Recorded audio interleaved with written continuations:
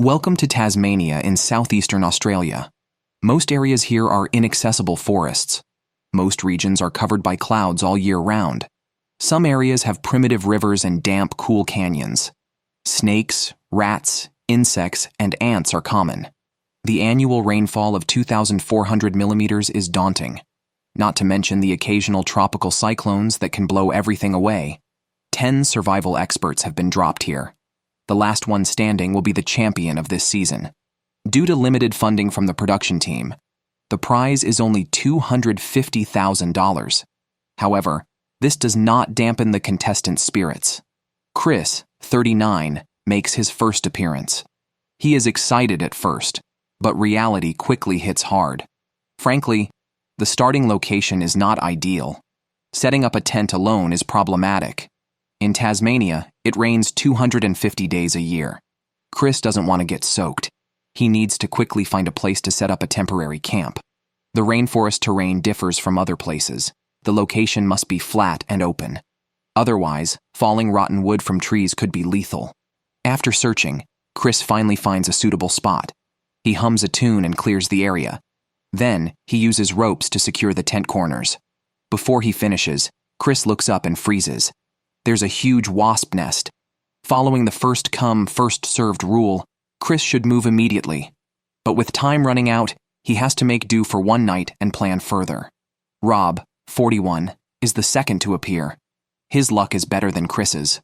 Upon landing, he receives a warm welcome from the island's animals. Hearing roars close by, Rob hopes they are kangaroos or badgers, not grizzly bears. After a while, it quiets down. Rob then finds a place to rest. Gina, 52, is the third contestant. She is thrilled upon arrival. The environment is just like her hometown.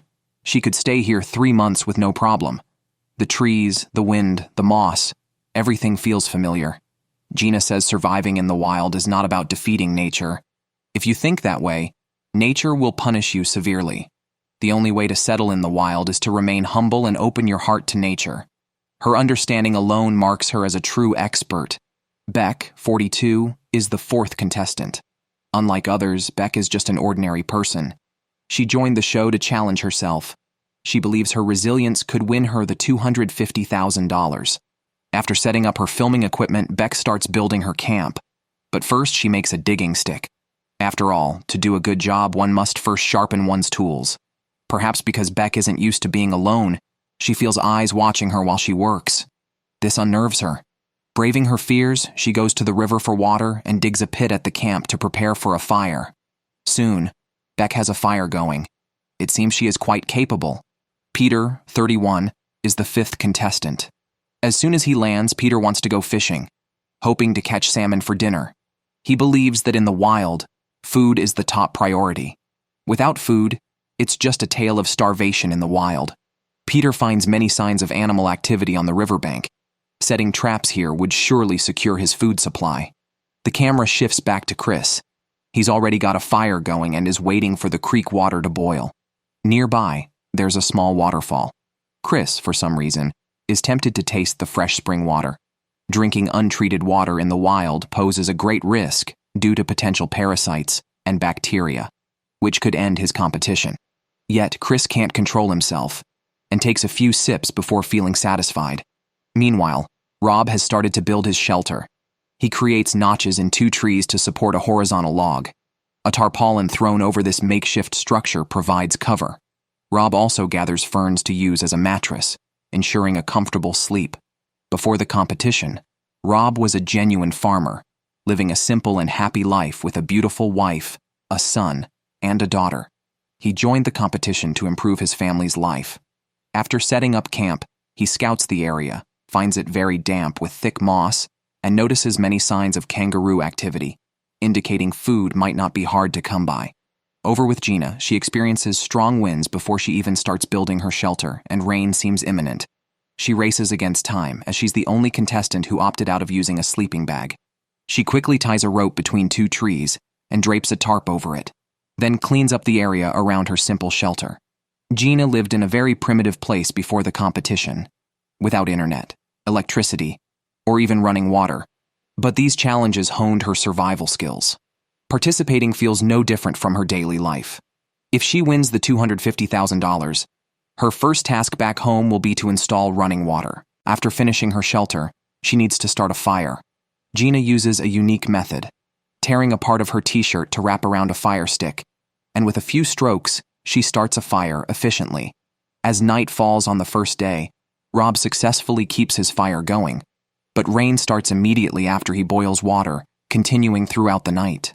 The contestants struggle to adapt to the environment, kept awake by the loud rain. Gina's shelter leaks due to its simplicity, while Beck has the worst luck, as her camp is visited by a Tasmanian devil, known for its powerful bite that can overpower lions and tigers. Dawn brings the second day of competition. After a night of rain, all of Rob's wood is wet, and the cold prevents him from starting a fire. Though he lacks a fire to purify drinking water, he collects enough rainwater from the tarp to make do. Missing his family, Rob pulls out their photos. He even contemplates calling them with the satellite phone, but decides against quitting just yet. As light rain resumes, Rob sits under a tree, homesick, and it's unclear how long he can last in this state. On the other side, Beck's fire has gone out, but fortunately, she still has some dry firewood in her shelter. However, she starts crying before she even begins to make a fire. Yes, she misses home too. Beck has never been alone in her life, and her personality isn't suited for solitary wilderness living. After much contemplation by the river, Beck slowly takes out the satellite phone. Regrettably, Beck becomes the first contestant to withdraw after experiencing just one day in the wilderness. On the second day of the competition, Rob's breakfast consists of plain boiled water. After eating, he sits in his camp, missing his family. Perhaps knowing his performance is lacking, he feels even the birds chirping seems to mock him. Then, Rob looks at a family photo, sees his adorable daughter, and questions why he left his comfortable home to starve here. Although the $250,000 prize is tempting, he concludes nothing beats being with his wife and children. The more he thinks, the sadder he gets, eventually breaking down in tears. Unable to endure a life without his family even for a day, Rob too reaches for the satellite phone and becomes the second contestant to quit, having lasted only 2 days. The scene shifts to Gina, who breathes in the fresh air after a day and night of rain. Today's task is to build a permanent shelter. In Gina's view, a sturdy, rainproof shelter is the key to surviving in the rainforest. Building such a shelter may take several days, during which she won't spend much time searching for food. However, Gina has a plan for this. She gained 19 kilograms before the competition, providing her with 150,000 calories of energy, enough to sustain her early shelter-building efforts. Gina is not only familiar with the competition rules, but has also devised a strategy that might at least see her through to the semifinals. Because it's a permanent shelter, the location must be ideal, elevated to avoid tides, close to a water source, and free from dead trees nearby due to frequent strong winds. She certainly does not want to be hit by falling trees in her sleep. Then enters Mike, the sixth contestant, who is quite tough. To save energy, he doesn't even bother fetching water. He collects rainwater directly from the tarp with his boots and drinks it without boiling, remarking on the good taste. Mike has his own understanding of wilderness survival and excels at making comprehensive plans. His strategy prioritizes food over shelter, as the area doesn't require a sturdy shelter or a warm fireplace like the Arctic might. He believes even a temporary shelter could last 100 days. By focusing on food, Mike even skips making a fire, saving the effort and time needed to maintain it. Mike's approach is quite wild, and whether his strategy works remains to be seen. Jimmy, the youngest competitor this season at 22, was the seventh to appear. He described competing as being like a dream, still feeling surreal about everything. His purpose for joining the competition was to challenge himself. Last night's heavy rain extinguished the campfire, so the plan for the morning was to chop wood to keep it burning. However, chopping wood is physically demanding, and he hadn't eaten since yesterday, which made him start to feel hungry while working. Before the competition, Jimmy lived in a small village and spent most of his time alone outdoors. His parents taught him a lot about wilderness survival, including fishing, trapping, and making traps. He didn't think much about the competition itself, just taking it as far as he could go. But now, Jimmy felt strange, unable to tell if he was cold or hot, possibly due to low blood sugar from not eating. So, he decided to go fishing, grabbed his tools, and headed out. The fishing spot was a distance away from the camp, involving a challenging trek through the terrain, which felt very different from the Arctic with no proper paths and constantly wet ground that was easy to slip on. But Jimmy didn't care much about that now. Getting food was more important, and so he began his fishing career. Meanwhile, Chris also wanted to fish. He noticed a spot in the water bubbling continuously, a sign of either a large catch or fish and shrimp. Before starting, he remembered the old saying, "To do a good job, an artisan needs the best tools." He cut down a straight, long sapling, split and trimmed it to make a sturdy fishing rod. For bait, grabbing a cricket by the river proved much more effective than using modern technology. Chris, too, started his fishing endeavors. Today, Peter probably had the toughest time. He had been careless while setting up camp, hoping a simple shelter would suffice to keep out the rain. However, the overnight storm completely wrecked his camp, soaking all his supplies. His clothes and jacket were unwearable, and even his gloves and socks could wring out water.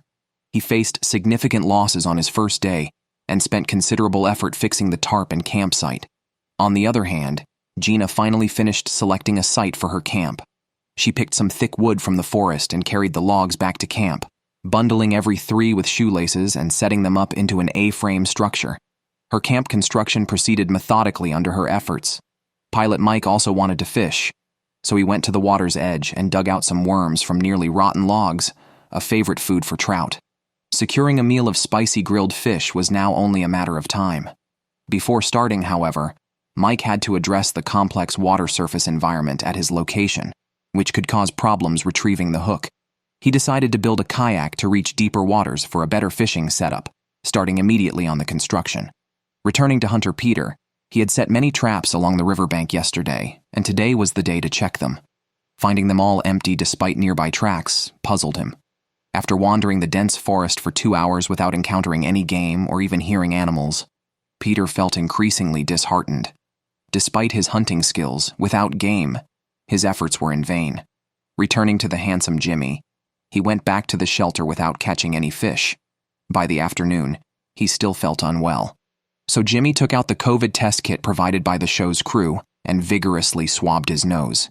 Minutes later, the result revealed that Jimmy had accidentally contracted COVID-19.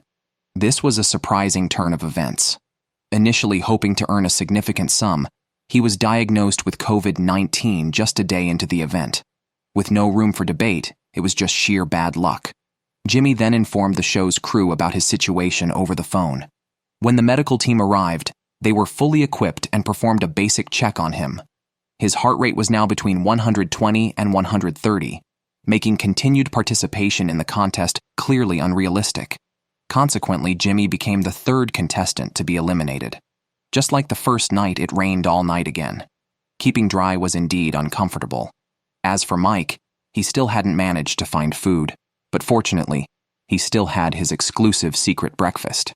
Waking up, he took several big gulps from his boot. Before the competition, Mike had gained 19 kilograms over 2 months, believing this fat would sustain him for at least a month. Yet, despite his endurance, the feeling of hunger was still unbearable. His immediate concern was to find food, as his boat-building plans were not yet feasible. Mike decided to try fishing first. He chopped a long, straight tree and tied a fishing line at the end. For bait, he already had a plan. Seeing a hole in a nearby tree yesterday, he assumed it harbored something. With an axe strike, he hit the jackpot. The insects he found were rich in protein, making them excellent fishing bait. After setting up his fishing rod with the bait, a leaf at the top served as his float. From a distance, he could simply watch the float to see if he caught any fish. Mike was multitasking, proving his skills. However, one fishing rod was clearly not enough. Mike planned to make more in order to increase his chances of catching fish. Next was the 8th female contestant, Kate. For the first 2 days, Kate also struggled to find food, but she didn't feel hungry until the 3rd day. While wandering through the forest, she only encountered a few mushrooms larger than her palm. Fortunately, on her way back to the shelter, she found a patch of reeds whose roots were edible. Casually chopping a few, she found them crisp to bite into. Kate, an ecology PhD focused on wildlife before joining the contest, had extensive experience across Australia and was passionate about hiking. She believed these experiences would help her rank highly in the contest. Back at the shelter, Kate also turned to fishing to supplement her protein intake, using shrimp worms from the riverbank as bait. However, after several hours, no fish had bitten the live bait, suggesting the absence of fish in that spot. She decided to change locations and continue fishing. On the third day, Chris was unusually excited in the morning due to a wonderful dream he had about endless scallops and chicken wings. Yet, reality hit as the camera showed him eating grass. Eager to make his dream come true, Chris took a club and went hunting, aiming to catch a possum to satisfy his cravings. Along the way, he found a piece of dead wood, a natural den preferred by possums. Checking both ends, he found no signs of possum activity.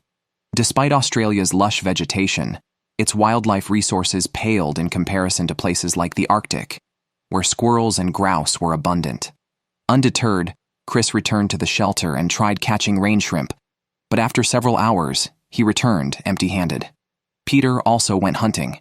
He crossed mountains and waded through waters, but as usual, encountered nothing. Peter explained that he is a professional hunter who specializes in using a shotgun. However, the show's rules prohibit firearms, making him uncomfortable in the competition. Despite finding many mushrooms, he knew they were inedible and could only return to camp empty-handed. Unsure of what to do next, Peter voiced his frustration. Even as an excellent hunter, without game, he felt helpless. Meanwhile, Kate noticed movement on her fishing float and slowly reeled in an eel. She handled the hard-earned protein with care, delivering 2 swift blows to secure it. Eels are not to be underestimated. They contain 15% fat and provide 200 calories per 100 grams. With food secured, Kate hurried back to her shelter to cook the eel, becoming the first contestant of the season to consume protein. Dwayne, the season's 9th contestant, found 2 mole crickets by a tree root. He found them rather disgusting, but used them as bait for fishing. Before he could start, however, a heavy rain began, and he discovered a hole in his rain cover.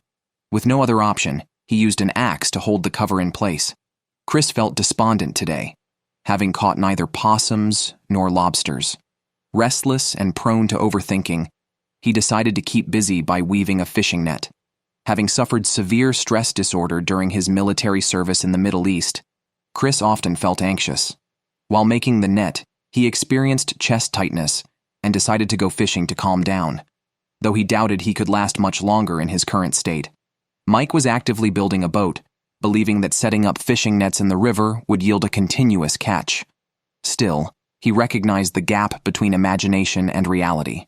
To expedite the boat's construction, he chopped down another tree and crafted a hammer handle using an axe and a knife. He took great care in preparing the canoe's beams, ensuring no bark or splinters could puncture the boat. However, he knew his efforts would be wasted if he failed to catch any fish. Back to Chris, his fishing rod finally showed signs of life.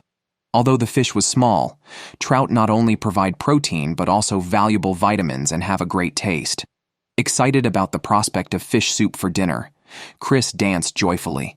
On his way back to the shelter, he shouted into the forest, "Possums, you're safe for now." Peter was having the toughest time. After another fruitless walk and a fall that resulted in a bruised knee and a bump on the back of his head, he felt utterly dejected. Reviewing his recent plight, his rain cover failed on the first day, soaking all his gear. The second day brought no gains, and today was no better. Back at the shelter, Peter began packing his equipment, feeling no point in continuing. Like a card game, he could have persevered with a decent hand, but facing such scarcity, he saw no reason to continue suffering. Resigned, Peter called the show's crew to discuss his situation. The camera shifts to Mike, who continues his shipbuilding project methodically. Despite Tasmania's limited resources, Mike believes that once the ship is completed, he can set up permanent fishing lines and gill nets in deeper waters to solve the food issue once and for all.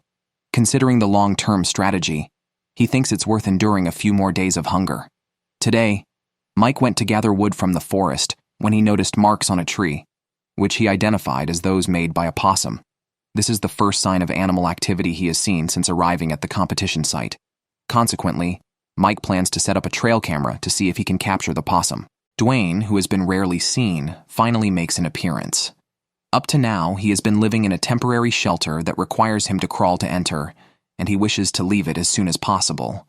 In fact, Dwayne started building a permanent shelter on the second day, but intermittent rain has delayed the progress. His shelter, which is the most luxurious of the season, is entirely made of wooden frames. Even the walls are made of sturdy wood. He built such a large shelter hoping it would withstand any weather and help him win the $250,000 prize. However, I always felt that Dwayne might end up like his predecessors, who abandoned their grand houses.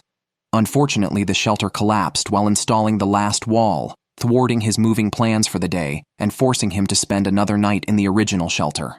The last contestant of the season, Michael, also makes an appearance. As the final contestant, Michael must be competent.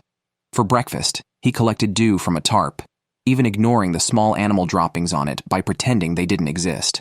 Michael, a rural veterinarian before the competition, leads a life not much different from solitary wilderness living. He owns several hills in South Wales where he usually hunts, fishes, and catches lobsters, so his survival skills are well honed. His best skill is problem solving. Today, Michael plans to explore the mountains, hunt some game along the way, and familiarize himself with the terrain. The path started densely vegetated, but soon widened. Under a tree root, Michael found a patch of reeds, which taste quite good and make a decent lunch when game is scarce. However, as he progressed, the trail became more complicated, often requiring him to crawl, and he gradually lost his way. Now, finding any game is less of a concern than returning to his shelter before dark. Meanwhile, Mike's shipbuilding is troubled by Tasmania's unpredictable weather, with rain interrupting work every few minutes, alternating with clear skies. After just completing the boat's frame, rain forced him to retreat to his shelter to work on designing a luxurious fishing rod, confident it would at least get him through to the semi-finals. Upon testing the rod at the river, a sudden downpour cut the fishing short, emphasizing the season's challenging weather. Michael, still in the mountainous woods, has been lost for 2 hours, growing increasingly anxious. Even if he called for rescue, the crew might not find him immediately. After consulting his compass and deciding to head south, he continued until 4 p.m. without any clue of his whereabouts. Half an hour later, hearing the sound of a river and following the downhill terrain, he felt hopeful of finding a way out. Finally, 40 minutes before dark, Michael made it back to his shelter, exhausted and without any game. On day 5 of the competition, Mike checked the video footage and was thrilled to see a possum moving around. Without prey traces, he could have focused on building his boat. Now with a possum sighted, his attention was completely captured. Eager for protein, he decided to drop all other tasks and focus on crafting a large net to catch the possum. Kate, the only intellectual contestant, enjoyed her eel meal yesterday, but it was too greasy. She plans to use her strengths and find some vegetables in the forest, needing fiber after the oily eel.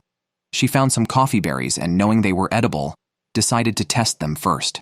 She crushed the berries and applied them to the sensitive skin inside her elbow, then collected a large batch and returned to her shelter. After confirming no allergic reactions, she safely started her lunch. The berries were tart and sweet, resembling raspberries. Dwayne's shelter is almost complete, making today a perfect moving day. He just needs to finish the roof with a waterproof cover. Once done, he could live there for a year, enjoying the solitude of Tasmania. However, his plan to collect firewood was ruined by a sudden heavy rain, forcing him to start preparing for fishing from inside the shelter. Meanwhile, Gina took off her shoes again, enjoying walking barefoot on soft moss. Her house modifications were nearly complete. Today, by arranging her bedding, she could sleep comfortably even without a sleeping bag. She built a frame and fixed the bed planks about 20 to 30 centimeters off the ground, placing ribs between them and covering them with a soft leather coat. By evening, she was done, and she looked well rested the next morning. Just as she was anticipating a fresh start, she heard noises from the river and rushed to check. It was a platypus swimming, a creature known to be inedible, even in dire straits. Chris is still working on his net, showing signs of nervousness. He has not completed any task, from catching fish to hunting. He revisited a tree hollow where he had previously seen no possum traces. Considering the risks of poisonous snakes, he hesitated to explore a large tree hollow he could crawl into. Fearing a snake bite in such a secluded spot, he withdrew. He was certain the hollow housed a possum, likely not at home at the time. Chris then tried fishing, setting up 5 rods, but hours passed with no bites. Frustrated, He lamented the scarcity of resources, feeling his efforts were in vain and losing confidence day by day. This afternoon, Mike finally completed his large net. Now he just needs to set up the trap, and he might enjoy a delicious possum meal tonight. Mike's trap is a bit complex to describe. It involves laying the net on the ground and setting a trigger. If an animal triggers it, a piece of wood suspended from a tree lifts the net. By the time Mike had set up the trap, it was dark. He felt that this trap was less practical than a simple rabbit snare. Restless, he couldn't sleep until 9 p.m., constantly thinking about checking the trap. Finally, at 10 p.m., he couldn't resist and went to check, only to find the trap empty, undisturbed. Disappointed, Mike checked the camera tied to the tree and saw that a possum had indeed approached the trap, but was scared away by the sound of his footsteps. Chris has been starving, his back sticking to his chest from hunger. Throughout the competition, except for catching a trout on day 3, he has gone 5 days without food. He desperately needs a turning point, otherwise he doesn't know how to continue. Suddenly, Chris noticed a movement on his fishing rod. Another trout. With this fish, his plummeting confidence instantly surged. I feel like I should be more excited, like I'm absolutely in shock. Oh, no way.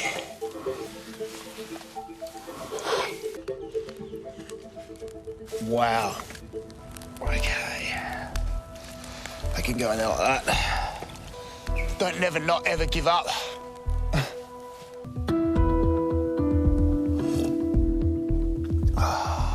There's nowhere else I want to be right now than here. And that's honestly the truth. Gina encountered some trouble today.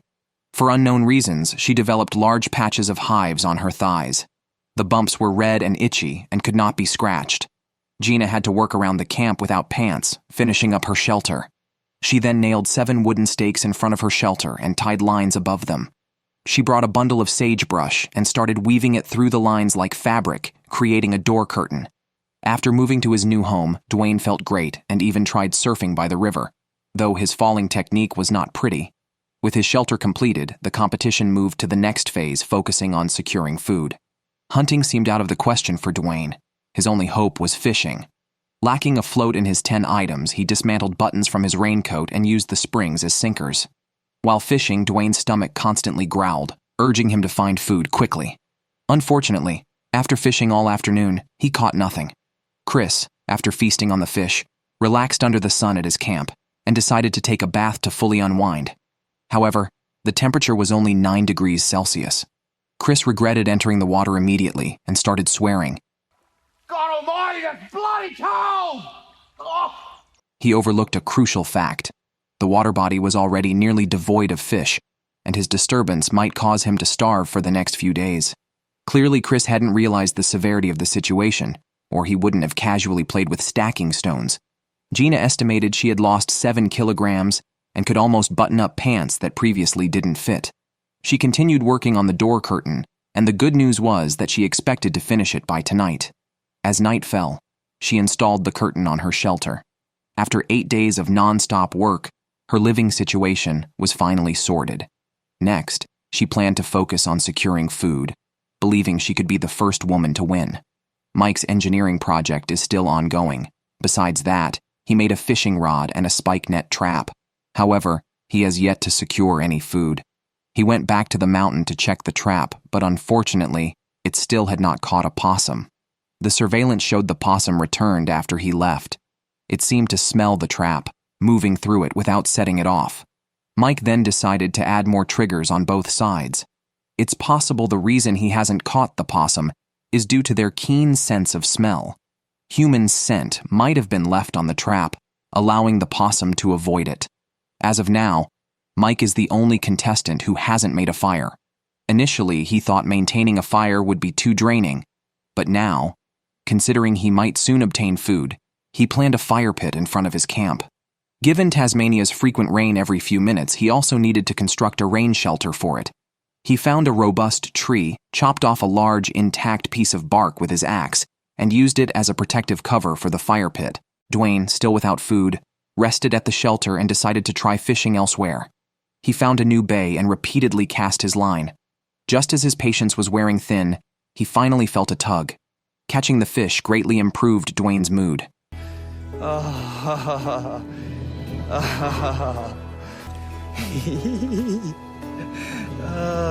happy. This lake trout made him the third contestant this season to consume protein. The hard-earned food was taken back to the shelter. Dwayne intended to grill the fish, but struggled with his fire-making skills. After 2 hours of trying, he failed to get a fire going. Frustrated and unable to bear the hunger, Dwayne considered eating the raw fish. Fortunately, the trout had few parasites and was quite fresh, though a bit fishy. That night, Michael was terribly nauseated. He felt a buzzing on his head, and upon checking his hat, found a fly had nested and laid eggs inside it. Michael had to use tweezers to remove the maggots one by one. The next day, he decided to improve his personal hygiene using his backpack's rain cover as a makeshift bathtub, filling it with lake water. He then heated up a fire, warmed stones in it, and placed them in the bathtub to heat the water for a comfortable bath. Personal hygiene is easier to manage for male contestants. Female contestants face more challenges, such as Kate, whose toilet paper ran out on day 10. Luckily, she found soft dogwood leaves that felt almost like toilet paper. She planned to stock up on them. Additionally, she discovered a plant whose leaves contained a chemical that, when crushed, acted like soap nuts. Kate experimented by the river and successfully created foam by rubbing the leaves. On the 10th day, Dwayne seemed melancholic, possibly from eating too much raw fish. He then carved intricate patterns of flowing streams, rolling mountains, and free-swimming fish, along with himself on his axe handle, marking his wilderness solitude. He pondered the essence of loneliness. Back home, each family member has their spirit bird. His wife's is a crow. Having not seen a crow throughout the competition, he took it as a sign when one flew over his campsite today. Believing it was a message from his wife, he decided to withdraw from the competition. The kayak built by the expert is finally completed. Mike, after several busy days, is eager for its maiden voyage. He brings the kayak to the shore and stuffs all his gear into it. With the preparations complete and his carefully made paddle in hand, Mike cautiously sits in the kayak. To his surprise, it turns out to be a bit small. Even a simple leg movement takes effort. Once everything is ready, Mike paddles forward, but in the next second, the kayak capsizes, causing an embarrassing situation. After 10 days of hard work, the result is disappointing. Fortunately, it isn't winter. Otherwise, a fall into the water would mean dropping out of the race. Currently, Chris has gathered the most food, allowing him to leisurely sing in the shelter. Today's plan is to catch some crayfish in the forest after discovering a stream there, which is ideal for crayfish. Catching them is easy with a bit of bait, as crayfish cling to it unless pulled out of the water. However, despite waiting, Chris sees no crayfish, guessing either the bait isn't enticing enough or the crayfish are too timid. Ultimately, he tries reaching for them with his hands but ends up empty-handed. Returning to the shelter, Chris feels despondent. Just then, a helicopter flies overhead, triggering Chris's anxiety. He served in Iraq, where his tent was near a helipad, and he suffers from PTSD. The sound of the helicopter overwhelms him emotionally. He worries about other contestants being injured and finds himself in tears amid a wave of panic. The helicopter lingers, prolonging his distress until he gradually recovers. It's been 6 months since his last episode, but the stress of the competition and the helicopter might have triggered a relapse. His PTSD poses a significant risk that could lead to a breakdown during the show. Kate had a rough night with noises near her tent. As a wildlife biologist, she suspects small animals like possums or wallabies are responsible, driven by professional curiosity rather than a desire to hunt them. She finds a trail behind the camp, leading to droppings between 2 trees, larger ones likely from a wallaby and smaller from a possum. She studies them closely, concluding that this is what wildlife biologists do. Back at the shelter, Kate isn't interested in hunting, even if it costs her the championship. On the 10th day, Gina finally starts looking for food as her weight drops by 1 kilogram a day. Needing food, she opts for carbohydrates and finds sagebrush near her camp. Its roots are starch-rich, so she collects a bunch, washes and chops them, then simmers them on low heat. However, instead of turning into a paste, she ends up with root soup, which tastes awful even after adding salt. Worse, drinking salt water on an empty stomach causes her to vomit, highlighting the risks of such an action. Last night, Kate finally met her neighbor as she had suspected. It was indeed several possums. This time, 3 appeared at once, and Kate thought they might be a family. She had initially thought possums were just large rats, but found them quite cute. After greeting her neighbor, Kate felt completely satisfied, and the possum family reminded her of her own family.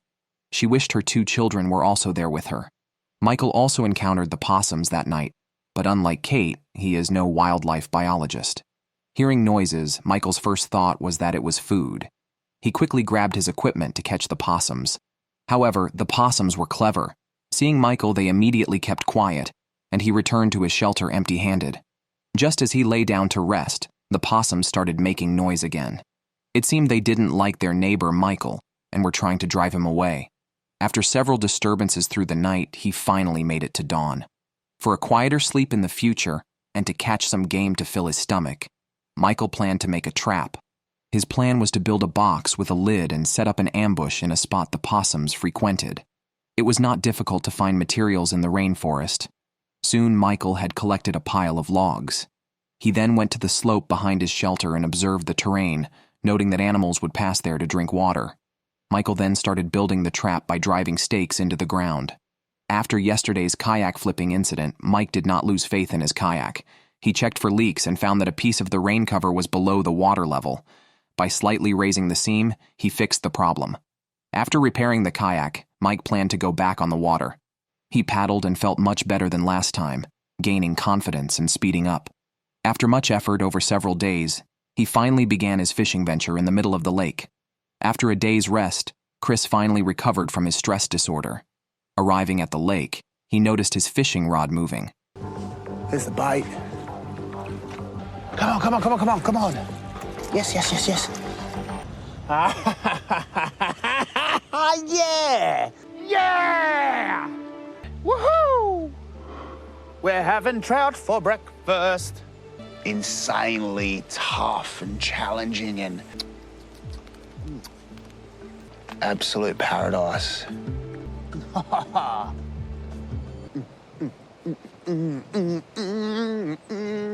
After tidying up the shelter, Kate went back to the forest. She took out a shovel and quickly unearthed several large, fat worms. Kate then placed the worms in a tin can. They were just her fishing bait. No wonder Kate always managed to catch eels with such big, lively bait. However, Chris's mental state finally collapsed. Although he tried to recover from his stress disorder, the lack of food and the excitement of helicopters deepened his self-doubt. Even the perfect scenery of Tasmania, like a wonderland from Alice's dreams, could not keep him interested. Rather than continue to struggle, Chris decisively called the program team. I feel like I'm not going to regret leaving today. Now's the time. I guess realising that there's still a lot of work to go. And it was great. I was loving it. I definitely need people in my life. Hopefully I've inspired at least one person.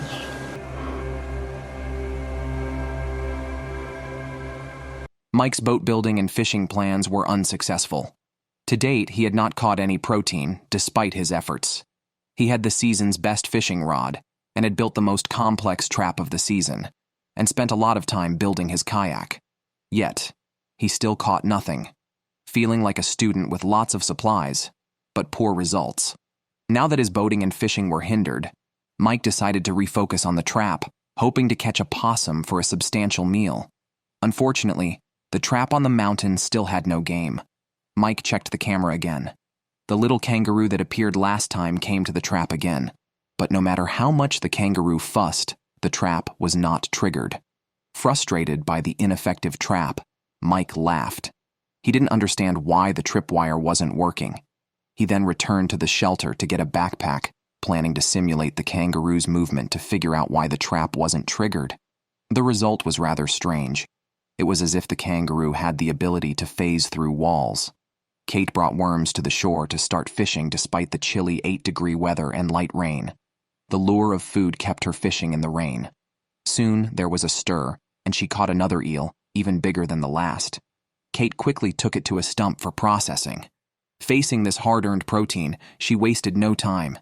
She skinned and gutted it smoothly. Woo, eel skin. Okay. Yeah, baby. It's all really good fats and protein for me. Then started a wilderness mukbang at the camp. Day 15 was routine medical checkup day, and the medical team arrived early at Mike's camp. After a thorough examination, they found Mike had low blood pressure and had lost 11.7% of his body weight in 2 weeks. When asked about his recent diet, Mike was so embarrassed he wished he could disappear. He had been starving. On day 2, Mike checked his trap again. This time it had been triggered, but sadly, still no prey. He checked the camera and saw a possum that had easily sabotaged the trap. If not for the footage, Mike would have thought the possum was enchanted. Gina's attempt at making root vegetable soup was unsuccessful, causing her to vomit for hours. She acknowledged the need for real food.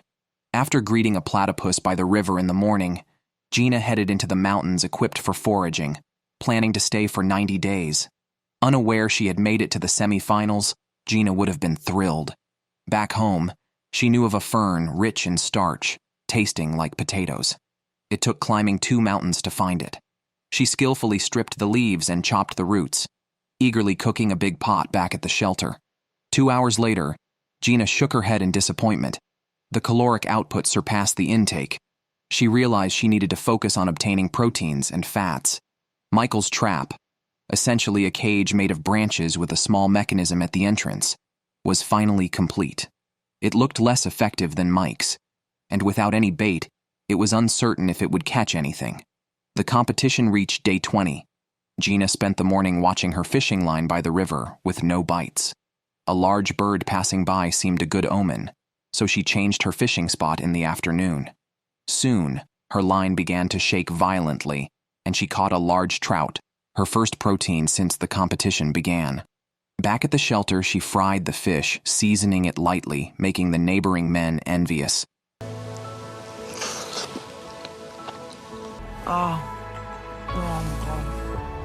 Boat expert Mike also switched to fishing, setting up several lines, but had no luck until one line tightened. He struggled to secure the very slippery eel, and just as he was about to use his knife, the eel escaped, leaving Mike heartbroken. Kate starts her morning with routine breathing exercises to cleanse her spirit, followed by cleansing her body. She strips off her clothes and jumps into the cold water, which is only 8 degrees Celsius. Since obtaining an eel yesterday, Gina's vitality has reached a new level. She lifted a large patch of moss in front of the camp, initially thought to be used to reinforce the shelter. However, she suddenly started collecting earthworms, putting them into her boots. She collected over a dozen before returning to the shelter. Gina learned that many animals enjoy eating earthworms because they are rich in protein. Coincidentally, protein was exactly what Gina was lacking. She boldly thought of cooking the earthworms on a hot plate to see if they could sustain her. If her plan worked, the open ground outside could provide a continuous source of protein. She fried the earthworms until golden brown on both sides, tasted one, and found the flavor acceptable despite a slight earthy taste. Meanwhile, Michael's ongoing battle with a possum continues. He checked the traps in the woods today but found nothing. However, he noticed the trapdoor had been triggered and checked the tracking camera. Like a neighbor who faced a similar challenge, the possum had triggered the trap but did not enter the cage. Disappointed, he returned to the shelter with no gains.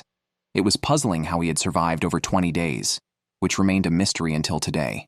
It turns out that Michael had been eating river grass, rich in dietary fiber and vitamin C, which, despite its poor taste and low calories, kept him from starving.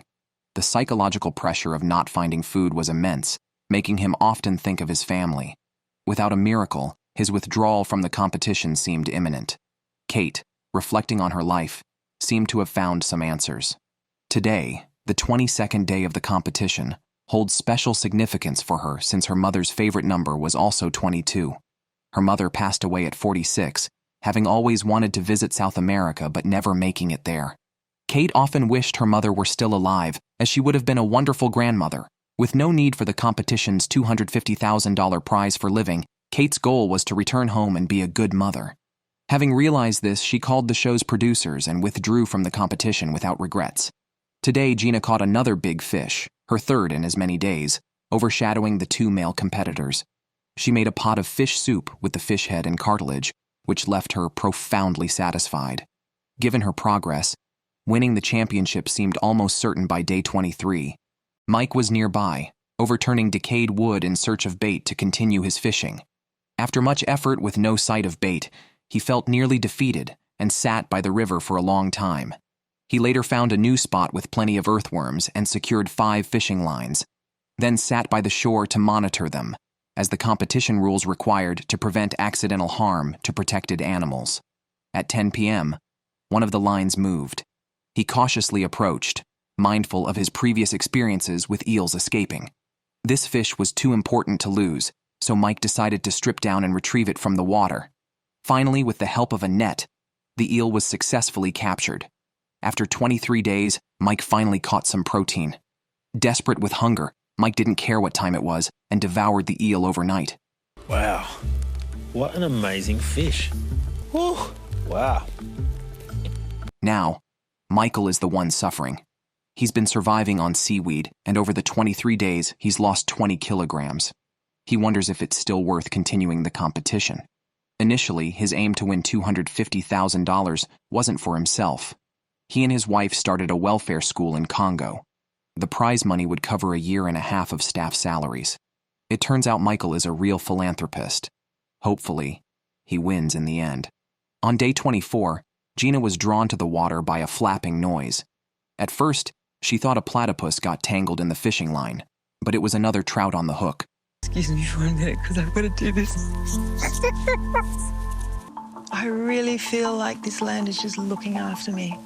Since catching the eel yesterday, Mike seemed unstoppable. The next morning, he caught another eel, skinned it, and removed its guts. However, he didn't rush to eat this one. Eels have 5 to 6 times more fat than regular fish. Mike was too full from last night's meal and kept burping. Eating now could cause vomiting, which would be a loss. To enhance the eel's flavor, Mike decided against boiling it. Boiled eel was too greasy. He skillfully stripped bark from a stump, shaped it into a cylinder, and hung it over a fire. It seems he planned to smoke the eel. It was ready by nightfall. Yes. That is magical. Yum. It's just like greasy and fatty. Has to be fresh worms, and I've learned how to get the fresh worms, so fortunes have changed. Remembering the fishing line stuck in the water days ago, Mike thought a big eel might be the cause.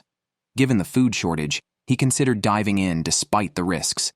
Humans can become exhausted and lose consciousness in water below 15 degrees Celsius within 30 minutes, and the water was even colder. Going in was practically risking his life. Fed up with being hungry all day, Mike decided to dive. Following the line, he reached a deep area where he suddenly sank. He emerged empty-handed, the fishing line tangled in underwater debris. Seeing the risks, Mike reluctantly swam back. After this lesson, he vowed never to set hooks in that area again. Michael moved to a new area he discovered days ago, noting kangaroo tracks and cleaner water. He believed his current plight was due to the poor resources of his initial campsite. Indeed, one can't survive on barren land. So, Michael planned to move, a huge task given his weakened state. He thought the old camp had no hope left, and continuing meant likely withdrawal from the competition. Sometimes a change in direction could lead to better prospects. At worst, he'd return home empty-handed. However, Michael underestimated the difficulty of moving. The first trip, carrying only camera gear and a backpack, exhausted all his energy. He feared Michael might quit after moving. The camera shifts to Gina's side. Due to the rule that one must watch the fishing line, Gina stays up until it's completely dark without sleeping, waiting for a fish to bite. Unexpectedly, it starts to rain after a while. She decides to pull in the line and go to sleep. Braving the dark and rain, Gina heads to the water's edge. Just when she is about to give up, she catches a fish unexpectedly, her 7th recent catch. If the 2 male competitors next door knew, they would probably be jealous. Gina wonders why fate seems so unfair. On the 27th day of the competition, 3 days have passed since Mike last had fish. Whether he has had any other catches can be guessed from his expression. Following the old saying, "A rolling stone gathers no moss," Mike plans to check the other side of the river. However, with dark clouds and gusty winds, crossing the river in a kayak is risky. The irregular airflow could send the kayak drifting erratically. Nevertheless, the wind doesn't stop by afternoon, nor does it worsen, so Mike decides to take the risk. If the opposite shore has abundant resources, he could thrive. Upon reaching the western bank, he finds a clean pond and starts fishing. But fate plays tricks again. It starts raining not long after he begins. Staying warm is crucial for survival in the wild, so Mike has no choice but to paddle back. With no food in his stomach, the round trip consumes a significant amount of calories. This venture has taken a severe toll. Gina fried a fish for breakfast in the morning, living a seemingly enchanted life that the neighboring competitors can only envy. To date, Gina is the only contestant who has escaped the pangs of hunger. With a daily intake of 1 kilogram of protein, it's believable she could last until the production company goes bankrupt. However, this inevitably leads to cliched introspection. Initially, Gina said loneliness had no impact on her. She had a platypus as a neighbor and birds as friends, asserting that being without humans didn't equate to loneliness. Now, she is curious about how the other contestants are doing and how many remain in competition with her. Her admission of these thoughts indicates she's beginning to feel the solitude. Soon enough, Gina expresses a wish for someone to be there to give her a gentle hug and to look into her eyes and say, "I need you." Michael's relocation efforts continue, costing him many calories. But looking at the environment, the clear stream, and the aquatic plants, he feels hopeful. Fishing here could sustain him. He clears a small area and sets up a rain shelter. Tonight, he plans to camp here. Since crossing the river, Mike has become much more cautious. His strategy is to stay put unless absolutely necessary, even if it means surviving like Juan to the very end. His daily routine involves watching the fishing line at the campsite. As dusk approaches, the line finally shows signs of activity. Mike quickly grabs his net. After 4 hungry days, he finally catches a fish. Thinking of his neighbor Michael, it seems this season's championship could be a contest between Mike and Gina. On the morning of day 28, Michael is busy packing up the camp. Due to the tight schedule yesterday, he didn't set up his bed and ended up with a sore back.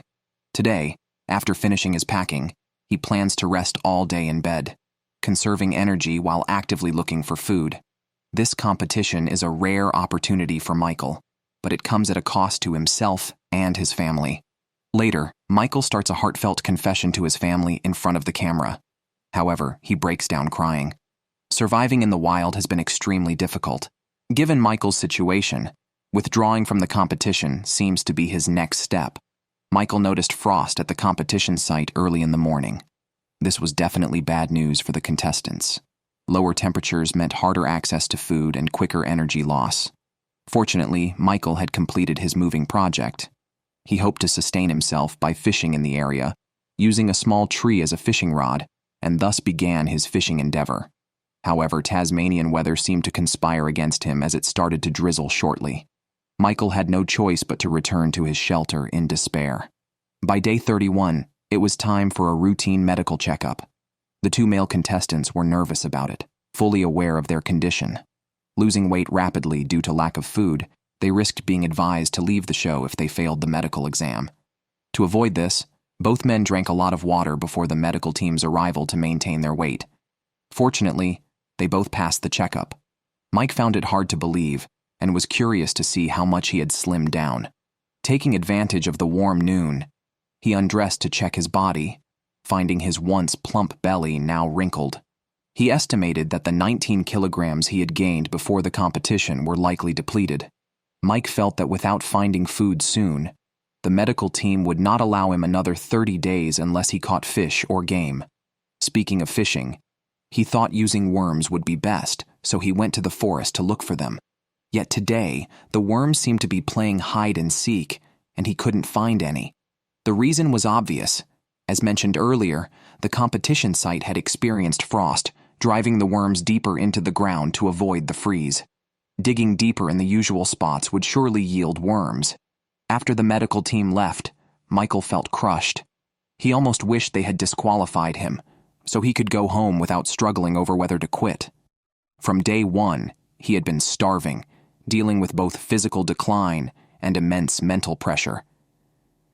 He knew his performance would likely be mocked when the show aired, making him look like a clown. After much thought, Michael decided to quit voluntarily. Following his departure, only Gina and Mike remained, marking the official entry into the final stage of the Wilderness Alone Australia competition. Given the current situation, Gina winning seemed almost certain. However, even she couldn't prevent losing weight as the weather grew colder. She considered changing her survival strategy, starting with upgrading the shelter's door curtain. She constructed a frame from branches, filled it with bushes, and placed it at the entrance to block the cold air.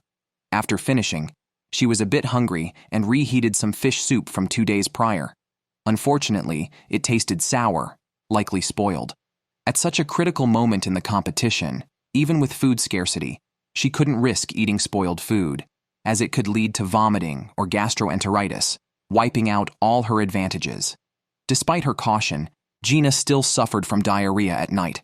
While dealing with it, a dark figure suddenly darted beside her, scaring her tremendously. Acting on instinct, Gina grabbed a stick and struck the dark figure. To her surprise, the figure lay motionless on the ground after being hit. When she turned on her headlamp for a better look, she froze. It was a small kangaroo. Desperate for food, this unexpected prey seemed like a gift from heaven. Surely, winning the competition without making use of such a gift would be unthinkable. The valuable protein source meant skinning and gutting the kangaroo immediately, followed by preparing a meal on a hot plate. After days of hunger, this meal revitalized Gina. In stark contrast, Mike was having a much harder time. His attempts at fishing were unsuccessful, and possums teased him daily, eluding every trap he set. Disappointed with his original traps, Mike planned a new, larger net, swearing to capture the elusive possum. Learning from past failures, he designed a net that would fall from above and was more sensitive than the previous one. The effectiveness of this new trap remained to be seen. That night, Mike heard the trap trigger and quickly checked with his headlamp, only to find the trap empty again. Reviewing the surveillance camera footage, he saw the possum dodge the net at the last second. Frustrated, Mike didn't bother packing up the trap and went back to sleep in his shelter. If he knew that Gina had managed to knock down a kangaroo with just a stick, it would probably make him want to quit the competition. Feeling incredibly down, Mike looked at his family photo, something he had avoided since starting the competition. He knew that reminiscing about home could lead to him quitting, but the consecutive setbacks left him needing comfort from the sight of his wife and children. The next morning, Gina processed the kangaroo, expertly shaving off the meat, which she then cut into fine strips, salted, and hung over the fire to roast. She estimated the kangaroo could yield about 5 kilograms of protein, enough to sustain her for another half-month. She wasted none of the kangaroo, roasting the bones on the fire and eagerly eating them. Since day 30, Mike had not caught anything, and hunger had visibly changed his appearance. Despite this, he decided to reset his traps, if only for psychological comfort. Surprisingly, while resetting the traps, he found 2 earthworms and hurriedly used them as bait for fishing. That evening, a fish finally bit, providing Mike with much-needed sustenance just as he was about to give up. On day 51 of the competition, Mike made a cake from mud and decorated it with green plants, then created fireworks with a fire stick. It was his son Tom's 14th birthday, and Mike celebrated this special day, also celebrating his own recent catch. Fortuitously, he had caught 4 fish the previous night. After processing the fish, his shelter looked more bountiful than a holiday feast. With his spirits lifted by the abundance of food, Mike felt he could continue competing for several more days. Even with Gina's kangaroo meat, it was uncertain who could last longer. Gina's kangaroo meat had dwindled after a few days of consumption. Recently, she cooked it with eel in a mixed stew to save food. Even so, the remaining meat would last at most 1 more week. Considering the future, Gina decided to supplement her diet with green vegetables for more variety and balanced nutrition. She went to a spot where she previously gathered berries, only to find it now occupied by a venomous snake. Gina was understandably alarmed, but seeing the snake as potential food, she decided to take a risk. Unfortunately, she had left her axe at home and lacked any suitable tools. Moreover, the snake was highly alert. Gina then planned to subdue it with a stick. While searching for a stick, she realized the snake was a highly venomous tiger snake, ranked 4th worldwide. Realizing the danger of a potential bite, she hurried back to her shelter. By day 55, the time had passed quickly due to continuous storms with strong winds. Mike struggled to keep his shelter secured during the weather. Gina's situation wasn't much better. The rain kept her confined, making hunting or fishing impossible. However, her shelter was sturdier than Mike's. The downside was her lack of a sleeping bag, forcing her to modify the fireplace for warmth at night. On day 58, Mike was distressed when he detected a strange smell at night and discovered some of his fish had spoiled. He reluctantly cut off the spoiled parts and stewed them again, despite the risks. By day 59, fortunately, Mike had no adverse effects from the fish, but his fish supply was nearly gone, with the last one lasting only 2.5 more days. The low water levels made fishing increasingly difficult, forcing him to reduce his food portions. By day 61, Mike had only one piece of fish left. After finishing it, he even licked the pot lid, knowing the survival challenge had escalated. Day 64 marked a special occasion as it was Mike's birthday and the routine medical checkup by the show's crew. By then, Mike had lost 25% of his initial body weight, had no body fat, and very low blood pressure. When he was informed of his elimination, he was not overly upset, but relieved that the ordeal was over. Although he did not win, he felt satisfied with his efforts and looked forward to seeing his family. The winner of the first season of Alone in Australia was announced, and it was Gina, the series' first female champion. Unknown to her at the time, the crew planned to bring her family to her and pretend to conduct a medical checkup. Her family would surprise her by appearing behind her unexpectedly. What the fuck? Yeah. That's so fucking... Oh my god. Yeah. Welcome to New Zealand's South Island. 10 contestants will be dropped here, each carrying only 10 basic survival tools. They will face various wild animals, spend significant energy building shelters, and search for enough protein to sustain themselves. They must also endure endless loneliness. The last person standing will win $500,000. This is a very challenging competition. Let's see who will become the champion. The first contestant is Chase. Before the competition, Chase was a professional soldier employed by the Australian Defence Force. After retiring, he became passionate about outdoor sports and hunting. He has hunted numerous large animals using bows and spears, making this challenge seem easy for him. Soon after arriving, Chase found a stream near camp, providing a constant source of fresh water. Further exploration led him to deer tracks, giving him a promising start. The second contestant is 51-year-old Tamika, participating in her first outdoor challenge. She was excited and a bit shaky upon landing. Before the competition, she researched the 4 essentials of wilderness survival: shelter, fire, water, and food.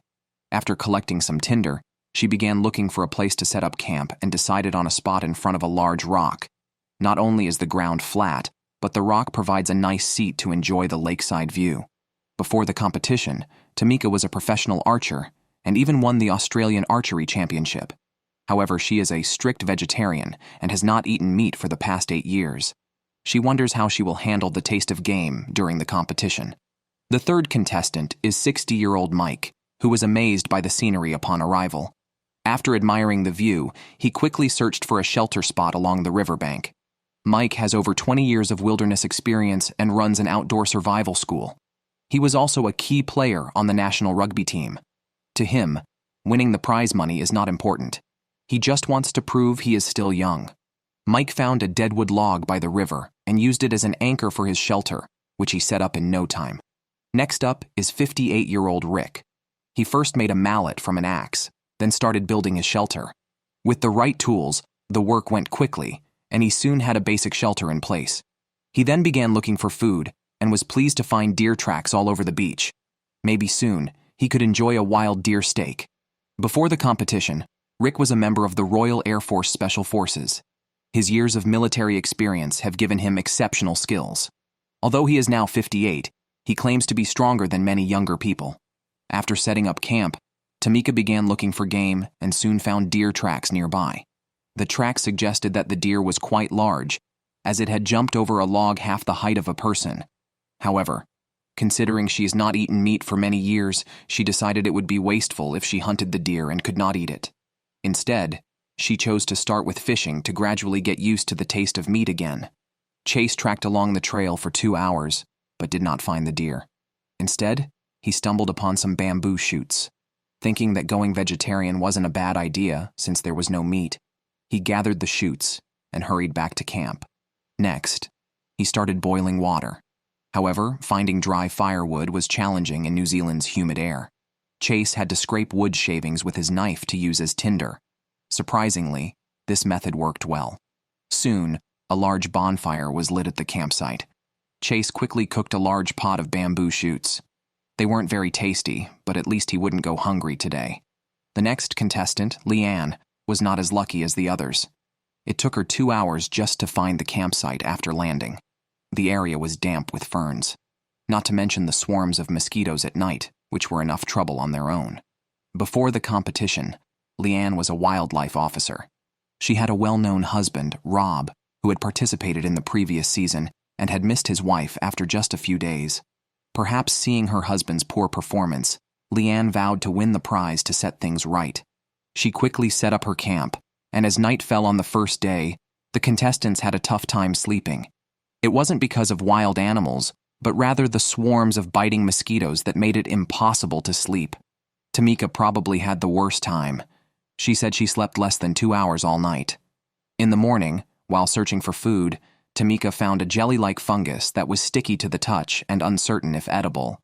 She then found some horsehoof fungus, which couldn't be eaten, but was good for transferring fire.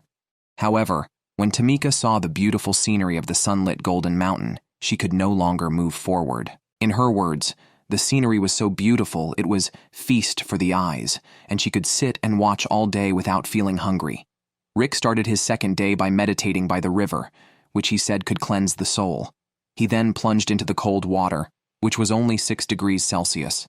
Watching the old man floundering in the water, one couldn't help but admire his toughness. After bathing, Rick boiled a pot of water. He then discovered a tree hole, which was too damp inside. Otherwise, it would have been useful for storing dry wood. The camera then moved to Mike. In the morning, he was digging a fire pit in front of his camp because the nights were too cold. Although he was 60 years old, he felt like a 30-year-old, but he knew his old boat needed good maintenance. Unfortunately, while working, a key bird kept bothering him. This bird couldn't fly, but was a protected species locally. Mike had to patiently persuade it not to disturb him. After finally setting up the fire pit, Mike was about to start a fire when his asthma, which hadn't bothered him for many years, suddenly flared up. By night, the pain in his chest was so severe that he couldn't breathe. After making an emergency call, Mike collapsed heavily. Later, even the calls from the show's crew went unanswered, which alarmed them. They quickly called for a helicopter to come to his aid. Thus, the first contestant to withdraw from the competition was born. Hopefully Mike would recover well after returning home.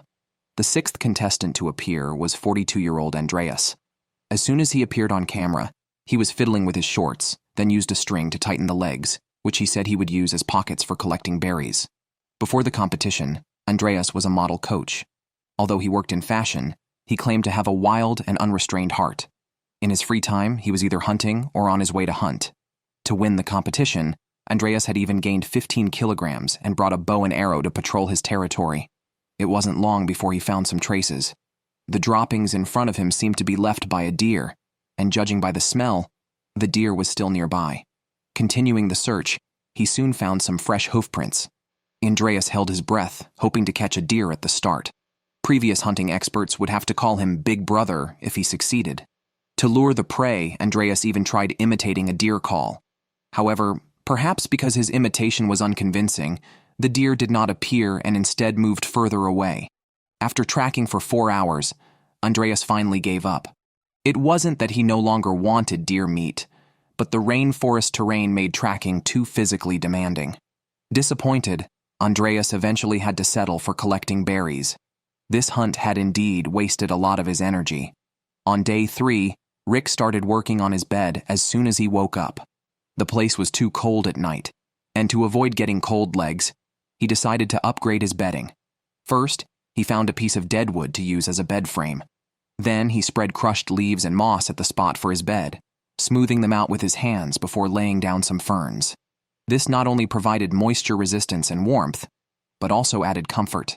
With such a bed, Rick felt he could live there for 100 days. Next up was Kristoff, the 7th contestant this season. Kristoff was incredibly lucky. He found a pile of planks while patrolling his territory the previous day. With no rain forecasted for the next few days, he planned to quickly build a permanent shelter.